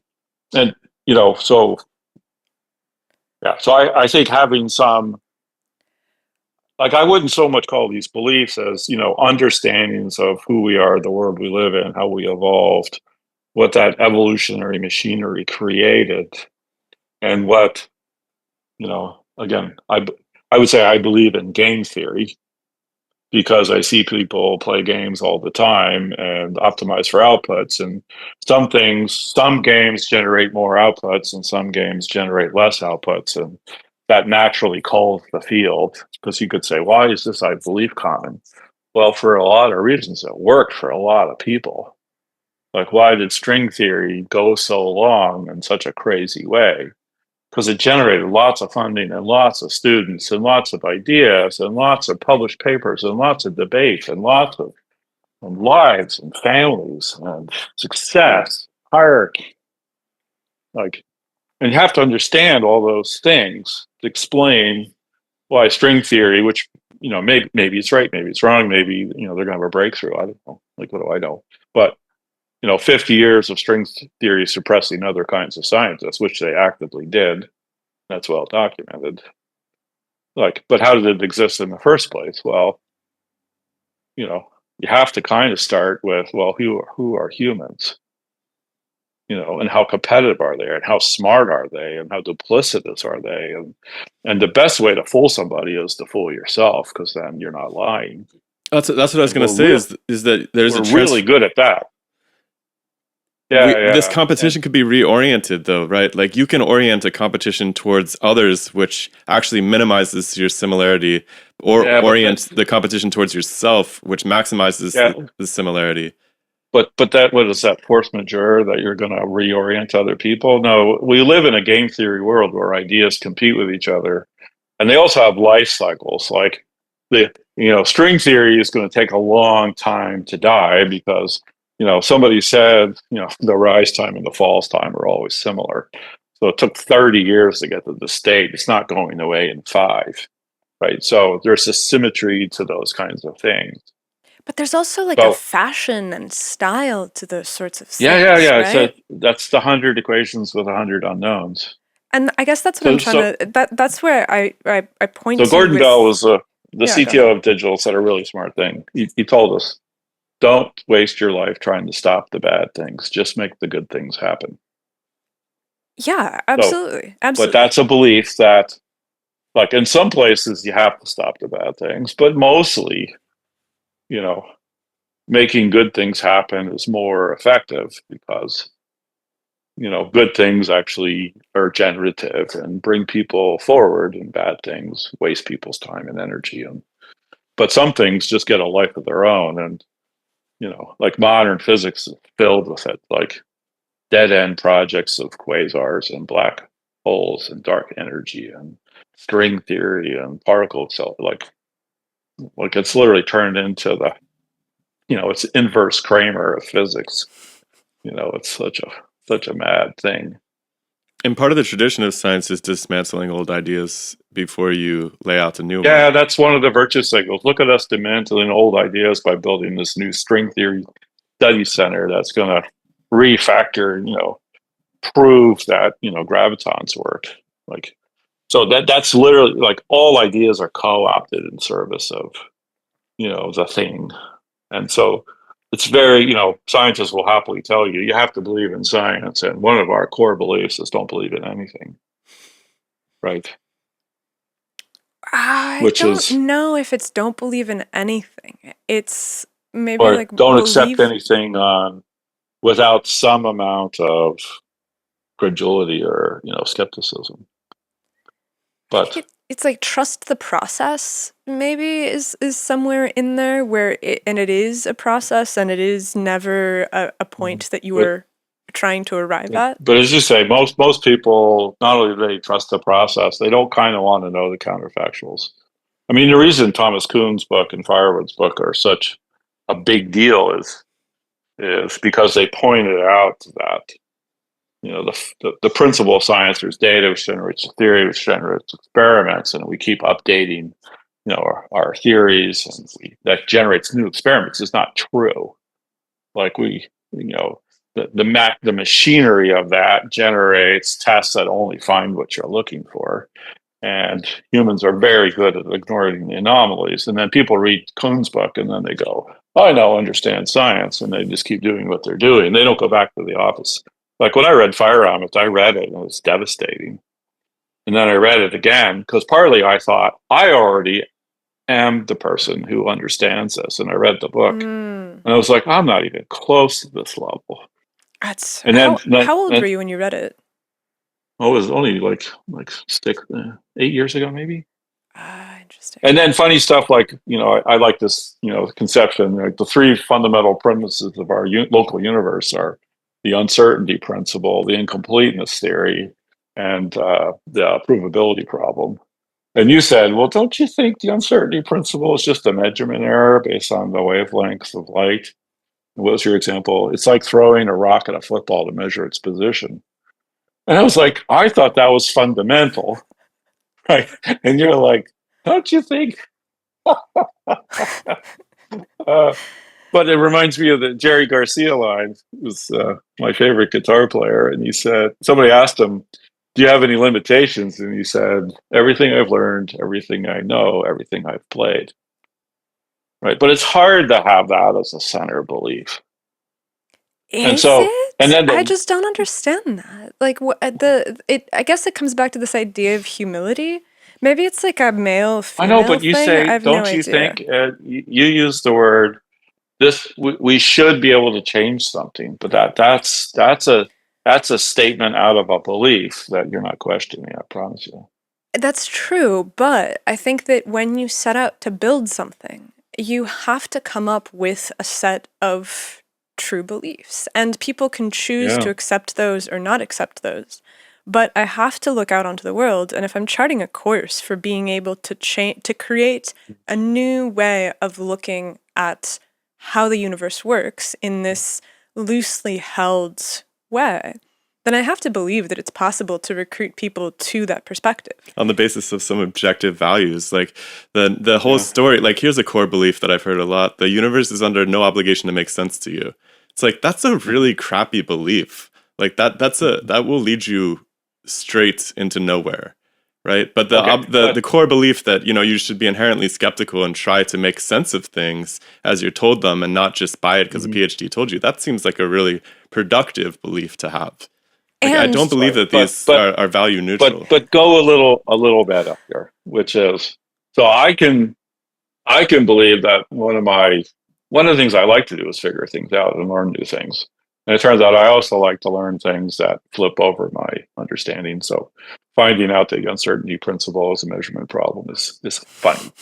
And nobody but I agrees with that, also by the way. what's that? I said nobody agrees with that, by the way. So that's I know, got I an know. asterisk on that. And but I don't care. So to me, that's part of the creative tension around that belief. It's a like I may still believe it, but that picture is a big enhancement to that idea. And I think the fact that the universe may in fact not be understandable, and it may in fact be a waste of time to understand it. These are hypotheticals. Is actually an enhancement to my mission to understand things. I'm fine with that. Sure, but I think that the idea of understanding the universe is also it's an abstraction layer that's so It's far pretty big. above the ground level Yeah. that we're asking for Well, something that's that it's omnipotent, it's godlike in a way that I'm like, well, that seems completely parsimonious with the idea that the goal is to make sense of as many things as humanly possible and to leave open the possibility that understanding the incredibly complex emergent process of everything is a pipe dream. And I'm like, those two things can live together because you push as far as you can get, and if you have this set of intelligent friends, yeah. Here's a belief. You should be somewhere around the 50-50 point about seriousness and pipe dreams. Like yeah, it's if you have an equal balance of, like grounded, pursuits with pipe dreams, then I think you might be so that might be a core belief of mine. and I think that the idea that you're going to be able to change, or I'm going to be able to change anybody's mind, is not what I'm after. It's not the idea that like, oh, I'm going to go out and I'm going to be like, you think this way and you should think differently. I think that the approach is more, hey, this is a place where if you want to, you can think differently. Yes. Well, that's a great place to think, create. So as an engineer and a project leader, I'm a utilitarian. So I change people's belief systems all the time. It's my job. And so, and then it's really interesting. So humans love to orient towards a laudable goal. And partly because there's meaning in it, partly because we're designed for it. Like here's a dirty little trick. Like you have two groups of like 50 people, and one of them are, hard-boiled skeptics and really knowledgeable, and the other ones are gullible, right? and they go to war with each other. Who's going to win? The gullible guys, because the boss is going to say, let's charge them together and win. And the skeptics are going to take a step back and say, you first. So humans have a deep architecture around collaboration and cooperation, beyond the obvious connection to, benefit and possibly harm. And so we get meaning out of alignment in these kinds of things, which is really interesting. Which is why... And that's one reason why humans often fall into large collective beliefs that aren't true, or maybe objectively bad for it. Right. But on the flip side, it's also a superpower. It's how we're able to collaborate. And so now you have an evolved feature, which both is a power for amazing good because of the collaboration, and also has a pretty large error function historically. And then I'm very aware of it because, I had a team of 10,000 people working for me at Intel, and I could feel them get aligned to good goals, almost in a, psychic kind of way, I could, you could see that when groups of people were starting to align to something that was really useful and good, the energy would improve and their morale would be better and they'd get more productive. And it wasn't just one thing. It was, 10,000 people is a lot. So that's technically 1,000 10-person teams. And then, something like 50 to 100, chaotically organized teams at the more operational level. And humans are good at that kind of stuff. Like, we're naturally good at organizing into teams of 10 because that's a family size, and teams of 50 to 150 because that's a tribe. And you could say a lot of things about what they should do or could do, but there's a operating system in us that's evolved. I think personally, my observation is evolved. I don't have proof of it, but then there's also ways to understand and use that, and then it's interesting to be a little meta about it and talk about how that works and why working together is meaningful and adds value, but also what the problems with us with our design is that leads us to string theory and dark matter, kind of meta projects that kind of roll, let's say a little off the rails because it were. Can you say more about that feeling of having 10,000 people aligned? Like, the closest thing I can imagine is performing live music, where you can actually tangibly feel the room locking up with something good that's happening. It's like, that's as close as I've ever been to it, I think. Yeah, I think that's pretty close. So interesting. I gave a talk in Israel. We had a celebration for our project finishing, and they rented out a stadium, and something 6,000 employees showed up and brought their families. Like, there's probably, we said 10,000 people in the stadium, and I was asked at the last minute to give a talk, and I'm like, what do you say to 10,000 people? And I thought I wanted them to listen, to clap, to get quiet, and then to cheer. And I did it. What'd you tell them? It was amazing. It was phenomenal. And then I walked from the stage, and in the front of the field was one of my teams, which had delivered this project that was being celebrated. And they were just so, humans, when they're very excited, their eyes get a little glassy, and, they're big guys, and they were pounding me on the back. And it was such an amazing feeling. And it was partly achieved with lots of hard work and debugging and some shouting, and I fired some people, and these things are complicated, and you have to meet people where they're at, but also give them something to believe in, which is, and again, like, I'm very interested in how these behaviors manifest. And then I think there are really common things, like, why do we groove to music together collectively, and why do there's so many things that we figure out how to do like that. And, and when it's good, it's beautiful. And the same phenomena also lead to, horrendous disasters, both, of the type of, it's just makes everybody a cynic, and also of the type that causes actual harm. But you have to understand these things somewhat deeply. And now, part of my belief that comes out of this understanding is I don't like overarching big systems, because when too many people all do the same thing and it starts to run off the rails, what's the counterforce? Like, the world of 1,000 nations seems like a really good thing to me, and those built out of small substructures is good. And if I was king, I would at some point increase taxes on large entities, so there was a high incentive that when you get too big, you split. Whereas today, when you get big, you can use your capacity to acquire other things and get even bigger. I don't think that's a good thing. Yeah, there's something parallel in art too, right? Like by the time bands are playing stadiums, like they've usually crossed their maximum, and they've lost, some of the best artists, even outside of music, like you think of people like Van Gogh. I don't know. I have more musical analogies because I'm closer to that, but like some of these unknowns who died with relatively small audiences, they were really just pushing and pushing and pushing. And there's something about hitting that size too that just seems to let people chill.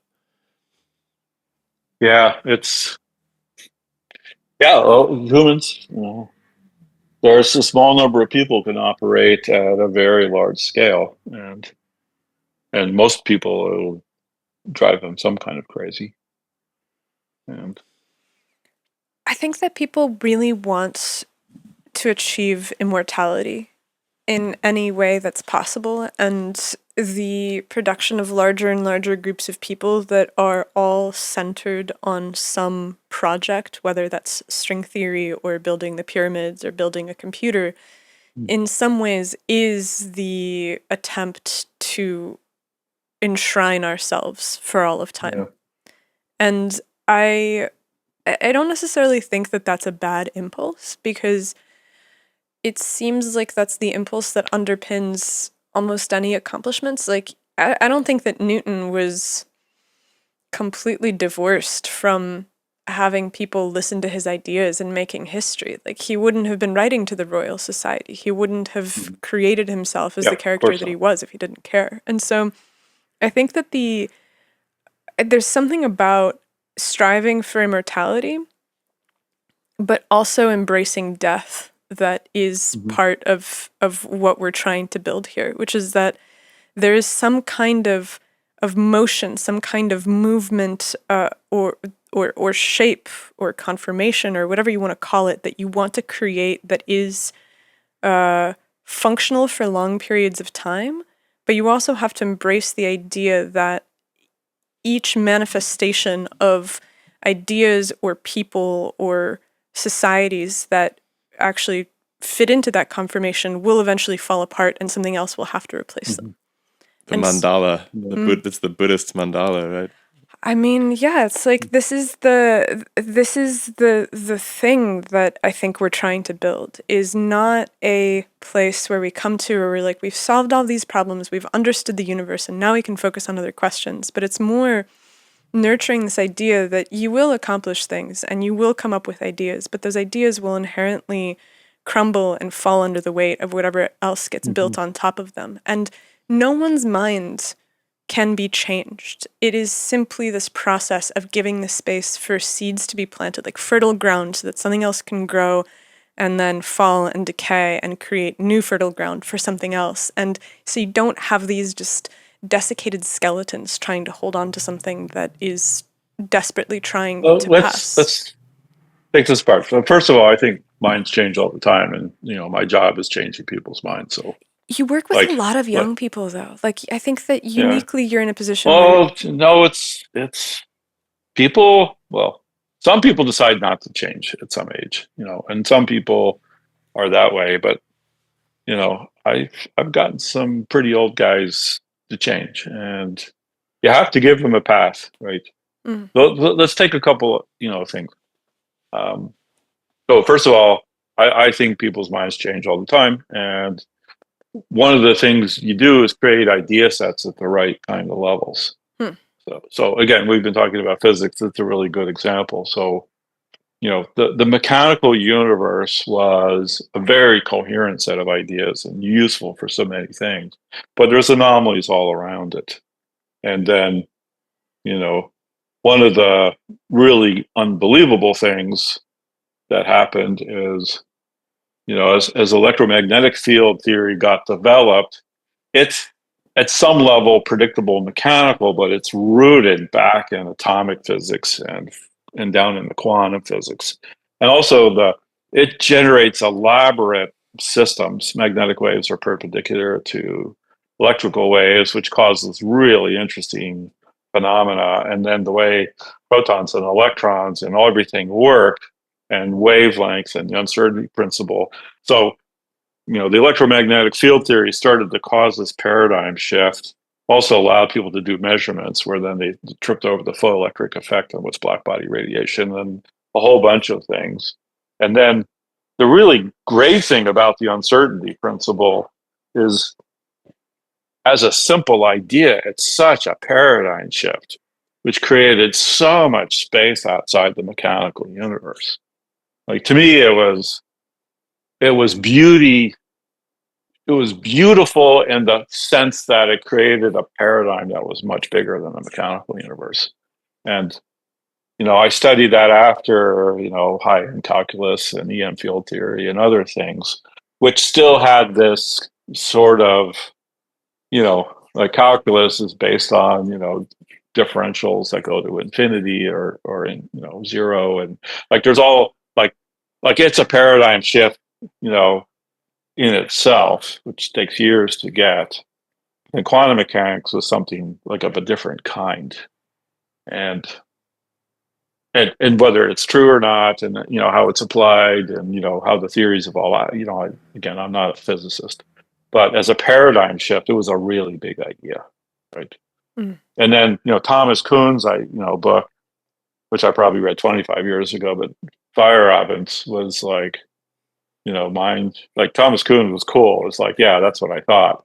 Because people say they understand science, but they don't realize, like, people say, well, physics, you have to understand, they're really smart and they really know what's going on. It's like, really?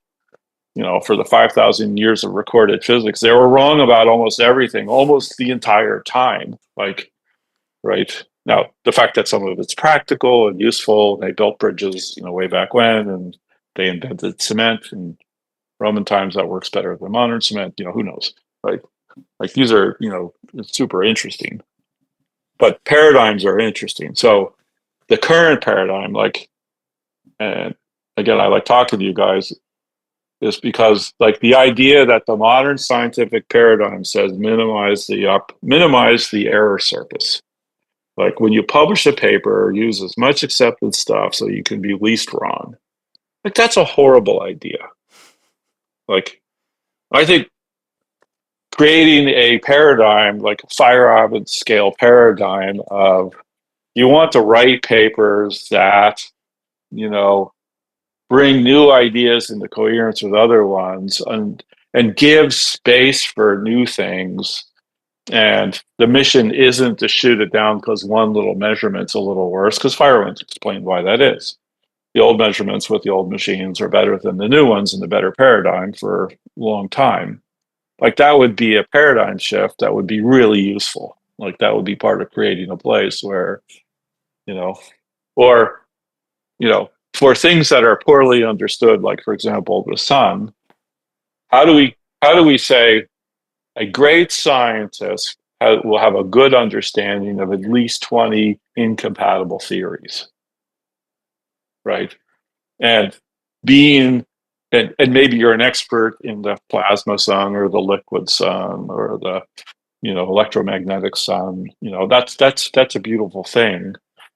But getting stature for tearing down the plasma sun, should make you a bad scientist, because the good scientists would understand them all very well, give you a nuanced explanation for what this explains and doesn't explain.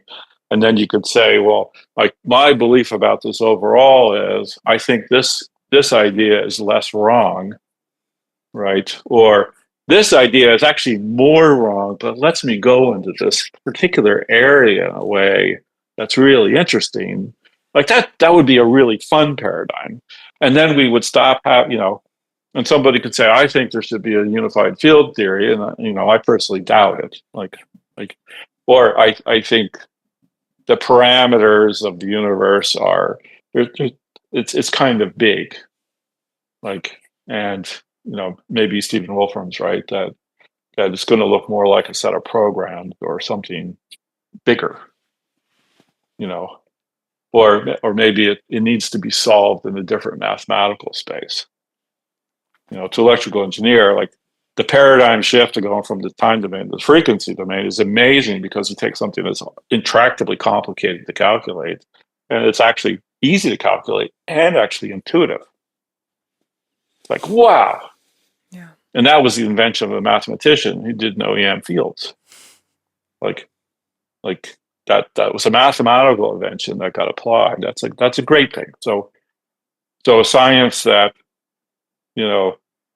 there's probably 10 ideas like this that could help create this space. That's really interesting. And do you think that idea that's why I'm interested. Like I love reading the Structured Water book because it had all these really cool explanations, but even more fun, you could imagine doing research projects on many of them and learning something about it, as opposed to going, water can't work that way, that's dumb. Well, now you don't know anything, and B, your explanation for why clouds float seems ridiculous. The clouds are really heavy. Like, why do they float? They're full of water. When the water falls, it's heavy. It's like weighs tons. It doesn't float because it's light. It floats because it's being held up by something. Right. Do you think that idea of incentivizing exploration over the undermining of competing ideas could be applied geopolitically as well? Like, is there a world in the future where we're less concerned with destroying competing economies or assassinating world leaders and just succeeding on our own merits? Well, the United States is a federalist, constitution. Like the founders were very explicit that most of the power should be held by the states. Like we slowly evolved a bureaucratic structure where the federal government and especially the executive branch is, all knowing and seeing. But that's actually not the Constitution.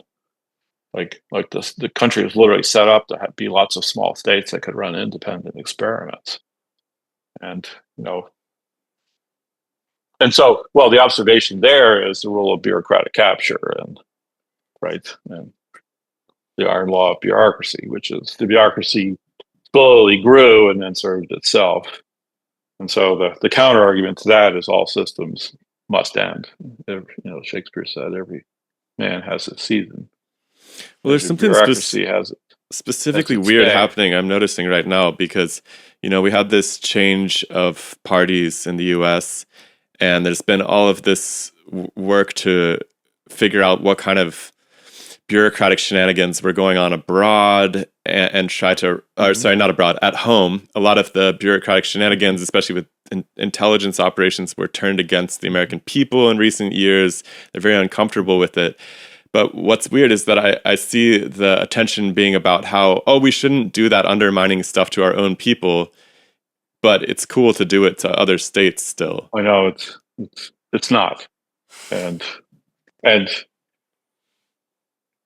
But I'm old enough, so I have young friends that are like, the left's this and the left's that. Well, so I remember when the right, ran multiple wars based on lies. And before that, when the left government shot college students and beat protesters on public television. So, the high level bit is how long have you been in power? My grandfather's political advice to me when I was a young man was throw the bastards out. And, the OG Bill Clinton was a pretty good president, and he was a government reformer as a leftist. And, he could also play the Reagan, saxophone. It's possible he can play the saxophone. Is he any good? I have no idea. Not bad. Not bad. Yeah, so he was a character, but then, they were in power a long time, and as they say, power corrupts. and I was less of a fan.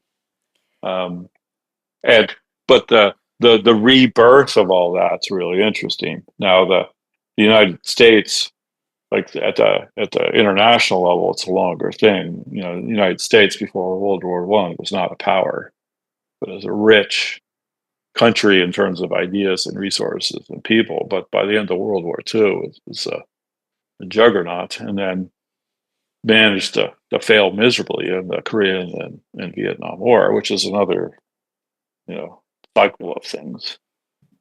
And yeah, the United States needs a massive reset.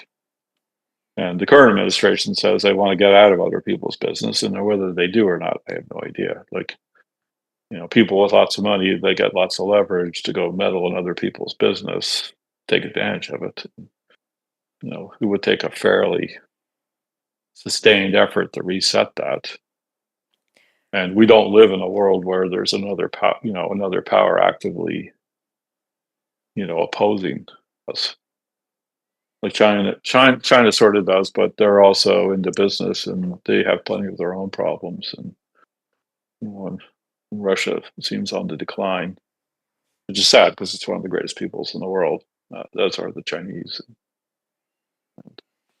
So, these things will play out, and the news headlines of today, like how they read in 50 years or what happens in the next 10, it's really hard to say. It's like I said, today there's a dynamic of the doddering left.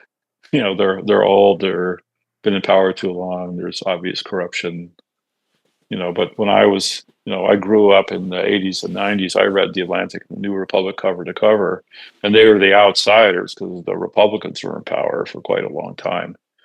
And, people can argue that Clinton was a Democrat, but he also had to roll from the middle to be effective because we had Reagan, Bush, Clinton, Bush again. That's a lot of years for a right centrist, power grab, and then that flips suddenly. And there's a grain of, I think, advice in all of this, right? Or at least some insight into orientation, which is to oppose the excesses of power, whether that's applied to science or that's applied to government. And that's actually something that I've been really reassured by, because when the left was in power, I saw a lot of people criticizing them, and then the other party comes into power, and there's some fraction of people that are taking this like really cruel, vicarious joy in seeing the shift to a more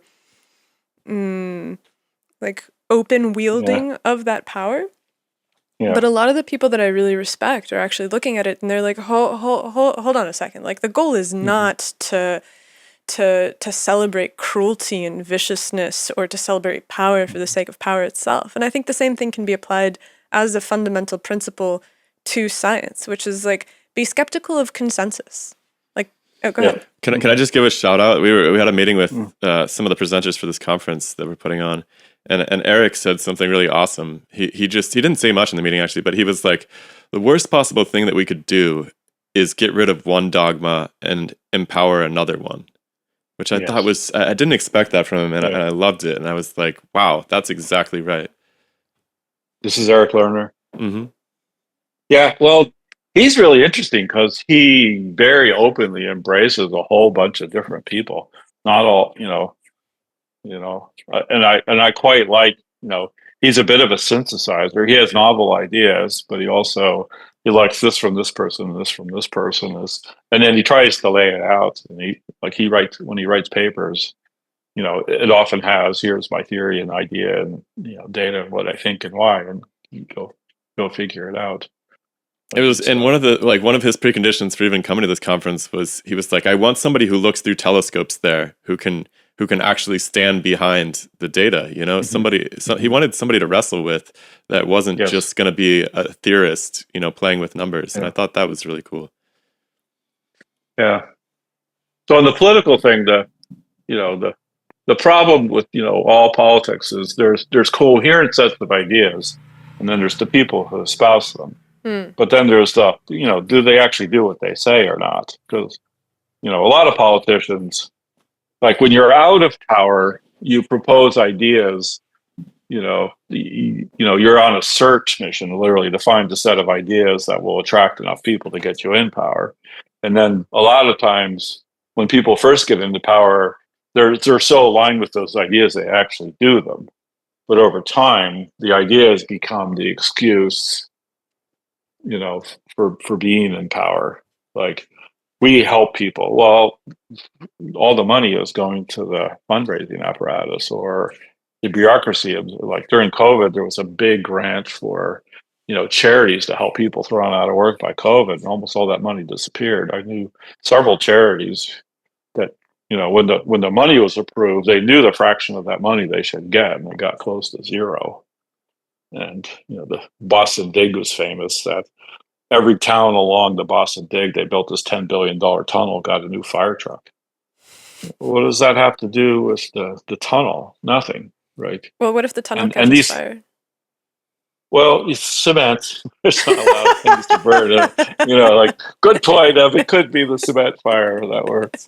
Special cement fire trucks that really, Well, and then, adults, should be, I always think, why don't adults, it's like, you said the right thing. Are you doing the right thing? But then there's that line of people don't want to live in a world where everybody is like saying one thing and doing the opposite. Because that's a lot of, it's hard on you. You work hard, you want to go home, deal with your family, and not go home and be up all night worrying that the government's doing the opposite of what they said they're doing. But there's a lot of that. Somebody said the way to imagine a bureaucracy, it's run by your worst enemies against its avowed targets, right? And that's a difficult phenomenon, but there's lots of evidence for that.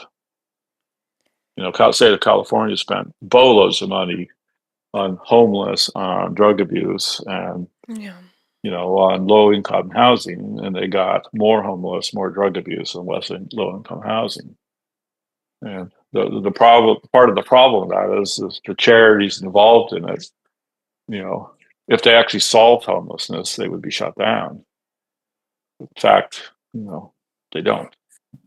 They get bigger and bigger every year. And same thing with cosmology. I'm afraid it's like, it appears that way anyways. I don't think it's necessarily true. I think there's a lot of work to be done if there's these paradigm shifts, but I think people perceive it as drying up the work that they're so committed to.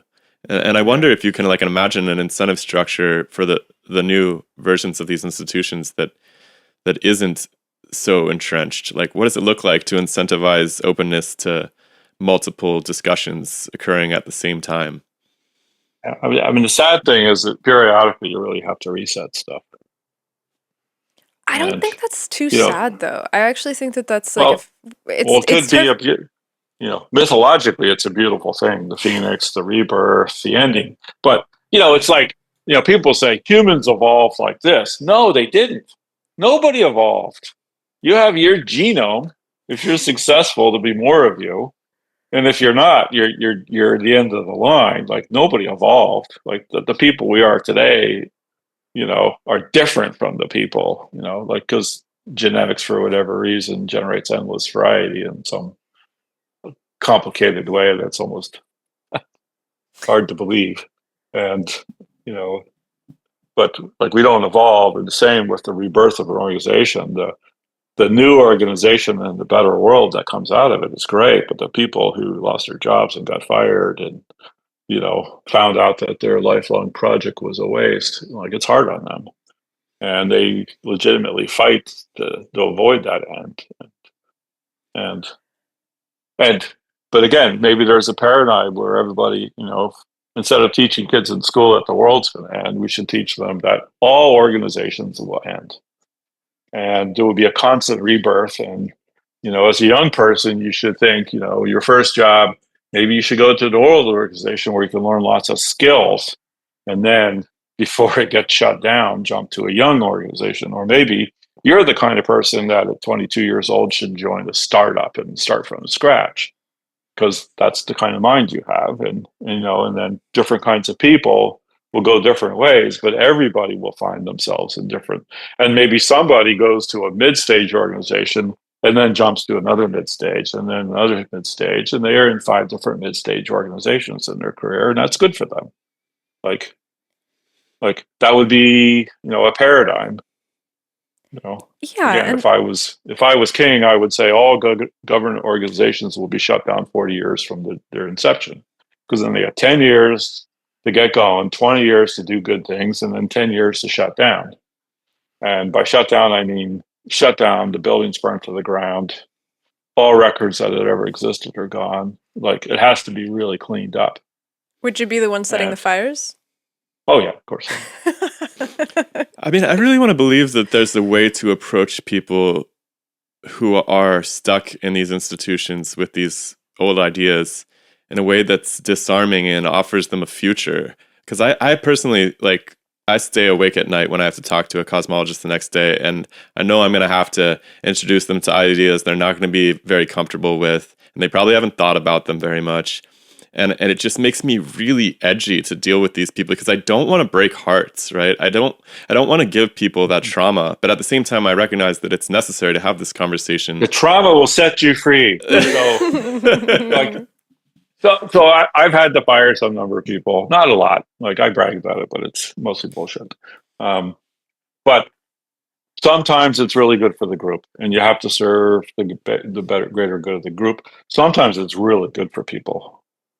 And because they were really stuck and they fought like, cats and dogs to not change. And then they got fired. And that was the time where they started some new journey. And, I fired this one guy, and somehow or other, somebody else was supposed to, he didn't even work for me, but they decided he should talk to me. And I told him, what I thought about what he was doing and why they were firing him, why they were right. And he's like, "You're the first guy who was actually honest with me." And I saw him a couple of years later. We had, dinner and had a good chat, and he was doing well. And he needed a big, push because he was very smart and very set in his ways, and he really wanted to tell people what to do. And he'd been on 2 successful projects where his leadership made it happen. And here he was in a smarter group, and he wasn't that leader, and he was a good guy, but his way of, getting people to come along was lousy, and not all his ideas were good. And we ended up firing him because, like, it was, the juice wasn't worth the squeeze. Why are we fighting with you about this thing? We all got together, we agreed this is the way to do it, and you're still fighting about your idea. And yeah, I get it. When you had 10 kids working for you and you were by far the smartest person, and your idea was good enough to make the project successful. That's not the situation you're in. Read the room. But did he find a new situation that was more appropriate to his particular skills? I don't know. He said he did a lot of soul searching, and then he found another job, and he was happy. And by the way, he was also a great father. And, I'd be on weekends sometimes, he'd be in with his kids, and I'd just like, what an amazing guy. Why doesn't he talk to his peers like that? Don't know. He was solving for stature. Like but again, humans are complicated. And I think you have to show people that there's a different way. And with the conference, so we're bringing together all of these cosmologists and astrophysicists in Portugal. You're going to come, you've sponsored a lot of it. And so what we're doing is we're trying to create a venue that is the alternative. Instead of being like, everything that you've done is wrong, cosmology has to crumble, the Big Bang is over, all of this is dead, we're saying, hey, there's people that are coming together that are building the future. You can come along. Yeah. Like, we're not having a battle royale of where the truth lies and whose theory is final. This is a process of discovering. Like, there's a different way to do science. Yeah. And it's amazing because every single scientist that we bring on the show, every single academic, they're like, this is such a breath of fresh air. Like, I can't talk to people like this. I'm always policing my speech for things that I can say. How will this be in peer review? And I'm like, this is the place where you can talk, where people will listen to your ideas, where we're building something that is the alternative. And in the best case scenario, it is an approach that survives us, not because we have come up with the truth, but because we have come up with an approach that can be used to generate new ideas for the rest of time. And it is not the idea that survives, it's an attitude. And I think that that's possible. I'm really excited. Yeah, I really like the idea of, like, there's so much good data and good science going on, even in bad paradigms or bad overall theories. And letting the good part like float up, and they not every idea and measurement even needs to be part of some infrastructure. It's like it'd be nice to have the nice independent ideas. It's like the modern high resolution pictures of the surface of the sun are phenomenal, unexplained, beautiful, and The having sun to has no defend surface. why So that could, technically, the sun yeah, has no having surface. to defend why that could still be a plasma surface, whatever the hell that means. Like, it seems crazy, but on the flip side, what it actually is really remarkable. And like I'm interested in stuff like that. That's why I like to the structured water guys, is because they're like, well, here's a bunch of measurements that led to the theory, it would led to experiments, would led to some cool things. And in the book he goes, and then these experiments we could explain like 3 out of 4. This is one we don't have any idea why that is, and it's in the book. Oh, I love it. It's like, wow. So you have a theory, and you didn't go, I'll just leave out this part. I worked with Sam Zuluf, and he's read lots of papers, and he said, you can always tell when they're doctoring it because like the axes are weird. It's like 1 over x squared log of e to the 4t. And, like to get the line to look good, something got tortured somewhere, either the data selection or the axis. And, and so many papers are not, replicable. Like we replicate, actual science papers. And, you sort of you get used to how to read the papers. Like, these 3 ideas are good. This seems bullshit. They put this in here to get published. This is the professor's idea. It's like, wow, so complicated. Go ahead. And but still, there's so much interesting published physics and science, and especially in like material world, it's amazing. Like how And much probably is there, even but more interesting stuff happening behind the scenes in those places too. yeah, Like yeah. I had this crazy experience where like the work that I did in graduate school, it did end up getting published in this high ranking journal and everything. But the coolest part about it is just sitting in my thesis. Like the really theoretical, rubber meets the road ideas, they're just too big, Like it's a structured water paper, and the characterization of the particulars of that structured water was interesting and publishable, but like what it could mean for biology as a whole and how water could be used as a signaling apparatus in primitive organisms and all of this, I mean, no one wants to touch that. It's too enormous. Yeah, so that's the idea so far, the paradigm you can't publish. Like AI papers, I a couple of years ago I read a lot of them. So they like to publish, they say they publish stuff, but they leave stuff out all the time, and there's missing steps. But the weird thing is, if you read a whole bunch of papers, they leave out different things. So then you can solve for what people are doing by reading between the lines, and he said this and this, but he said this and this, and then, it's a really funny phenomena. And then every once in a while you read something that seems to be intentionally misleading. Like, and then we got this result, and I'm thinking, I kind of doubt it. But if you believe that, that would throw you off a bit. And, but again, humans are super competitive and they're looking for advantage. And like the science world is weird because secrets have one kind of advantage, and published stuff is status is another advantage, and then priority is an advantage, and then do you get your name on it? Like, one of my superpowers is working with people to enable them to go do great things, right? And I don't need my name on it. And if I don't want any credit, then I get lots of credit. I got way too much credit in my life.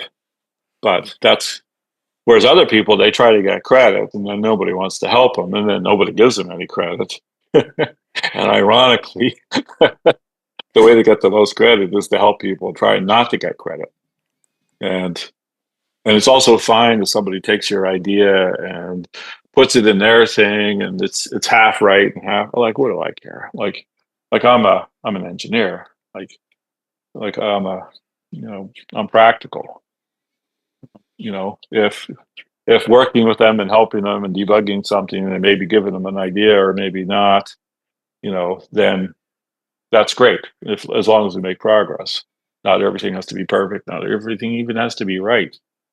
Like, it's a funny phenomena. Man, that's interesting. I didn't hear the end of like you've told me that before. I thought it was really interesting. You said you can either get things done or you can get credit. And I kind of like milled that around in my head in the weeks that followed. And then to hear you say that you ended up getting all the credit anyways really that's a Well, that's cherry the on the irony sundae. is, Yeah. like, people will happily tell you Jim did this and Jim did that, and it's like, I work with this team. 20 guys were working on this, and they had some problem. And one of the problems with this guy was trying to push an idea in the group that was screwing shit up. And I fought this and enabled this and debugged this and gave this guy a hug. And and then they're like, one of my friends said, "We don't actually know what Jim does, but everything he does is successful." and it's kind of fun. I And think then that's the actual trick. the quote I like is John Boyd, who was one of the fathers of maneuver warfare in the U.S. Army, but a student of warfare and how things get done. Let's say he said, you have to decide if you want to do something or be somebody, right? Because if you want to be somebody, then you're going to get published, and you're going to get your name on it, and you're going to get credit, and and some of our heroes like Einstein, they're clearly somebody, but they didn't get to be somebody by trying to be somebody. They got to be somebody by, sitting in a room for 20 years and writing some papers. Like and I found out pretty early in my career that every time somebody came to me and said, "What are the steps I have to do to get promoted?" they were going to fail because they stopped trying to do the right thing or figure out what the best thing to do today is or figure out to help somebody. They had a list they were trying to hit. And then as the world changed and the problem wiggled around, they were off the rails half the time. And that's a hard thing. I think there's something really But wise. ironically, you can get lots of credit by helping lots of other people. You just have to be effective at it. Yeah, there's something really wise about seeking to be the catalyst, not necessarily to be the one who does everything, but to. I'm not even seeking to be the catalyst. I'm a mission person. Like, sometimes it's the catalyst, sometimes it's the debugger, sometimes I have to do the work, sometimes I have to stand back, sometimes I have to hire somebody, sometimes I have to go run political cover so these guys can get their job done. I don't care. Like, that's, wanting to get the mission done. That's important. Wanting to figure things out. I think that's important. Wanting to help people. Like, I like to help people. It's really rewarding when somebody comes to you and says, "Working with you the last 2 years has been great. I learned a lot." Like, that's amazing. Like, I have to, so I like doing that, but it's really unpredictable. Like, somebody says, "I really want to learn from you," and then they proceed to not learn anything. And some guy quietly, works with you, and at the end he goes, "Man, I learned so much from you." And it's like, we've never talked about that once. He goes, "No, I listened to what you said. You were in this meeting with me, and you were describing this thing that happened, and it just really hit me. And really, you didn't? I didn't remember you being in the room." He's like, "I remember you being there." Like, yeah. As soon as your intention starts trying to get an outcome that's other than the mission, like, it starts to fail. It's crazy because that's at the apex of the way that people value art is for authenticity, essentially. Like, the worst thing you could be in the art world or in the writing world or in the music world is a hack, right? Who's kind of chasing some race to the bottom about, trying to please as many people as possible in some lowest common denominator sense. Yeah. But then, as soon as some people get famous, they're like, "Can you do more of that?" And, it's like, the the deep nature of the universe is the irony of everything. Your bureaucracies achieve the opposite of what they want. If you want to be somebody, you have to try not to be somebody. You have to, it's like almost everything you intend goes backwards. Like, and there's a game theory reason for that. It's complicated. I'm going to actually have to run here. I realize we've been yakking away and I'm meeting somebody for dinner. It's all good, man. Thanks for hanging out. It's always a pleasure to hang with you, Jim. Thank you, guys. I really enjoyed talking with you, and Like, I'm really excited about this conference. Like, well, but like when we first talked, I was like, boy, I would be so excited to have 5 of my favorite scientists together in a room, and you've literally know all of them and talked to them. So for me, this was like a shameless, something that would just be fun for me. But the idea of creating a space for people to have, be able to talk about ideas and not worried about being wrong, just find, well, is there some cool things to think about? There's something to be right about. That's fun. And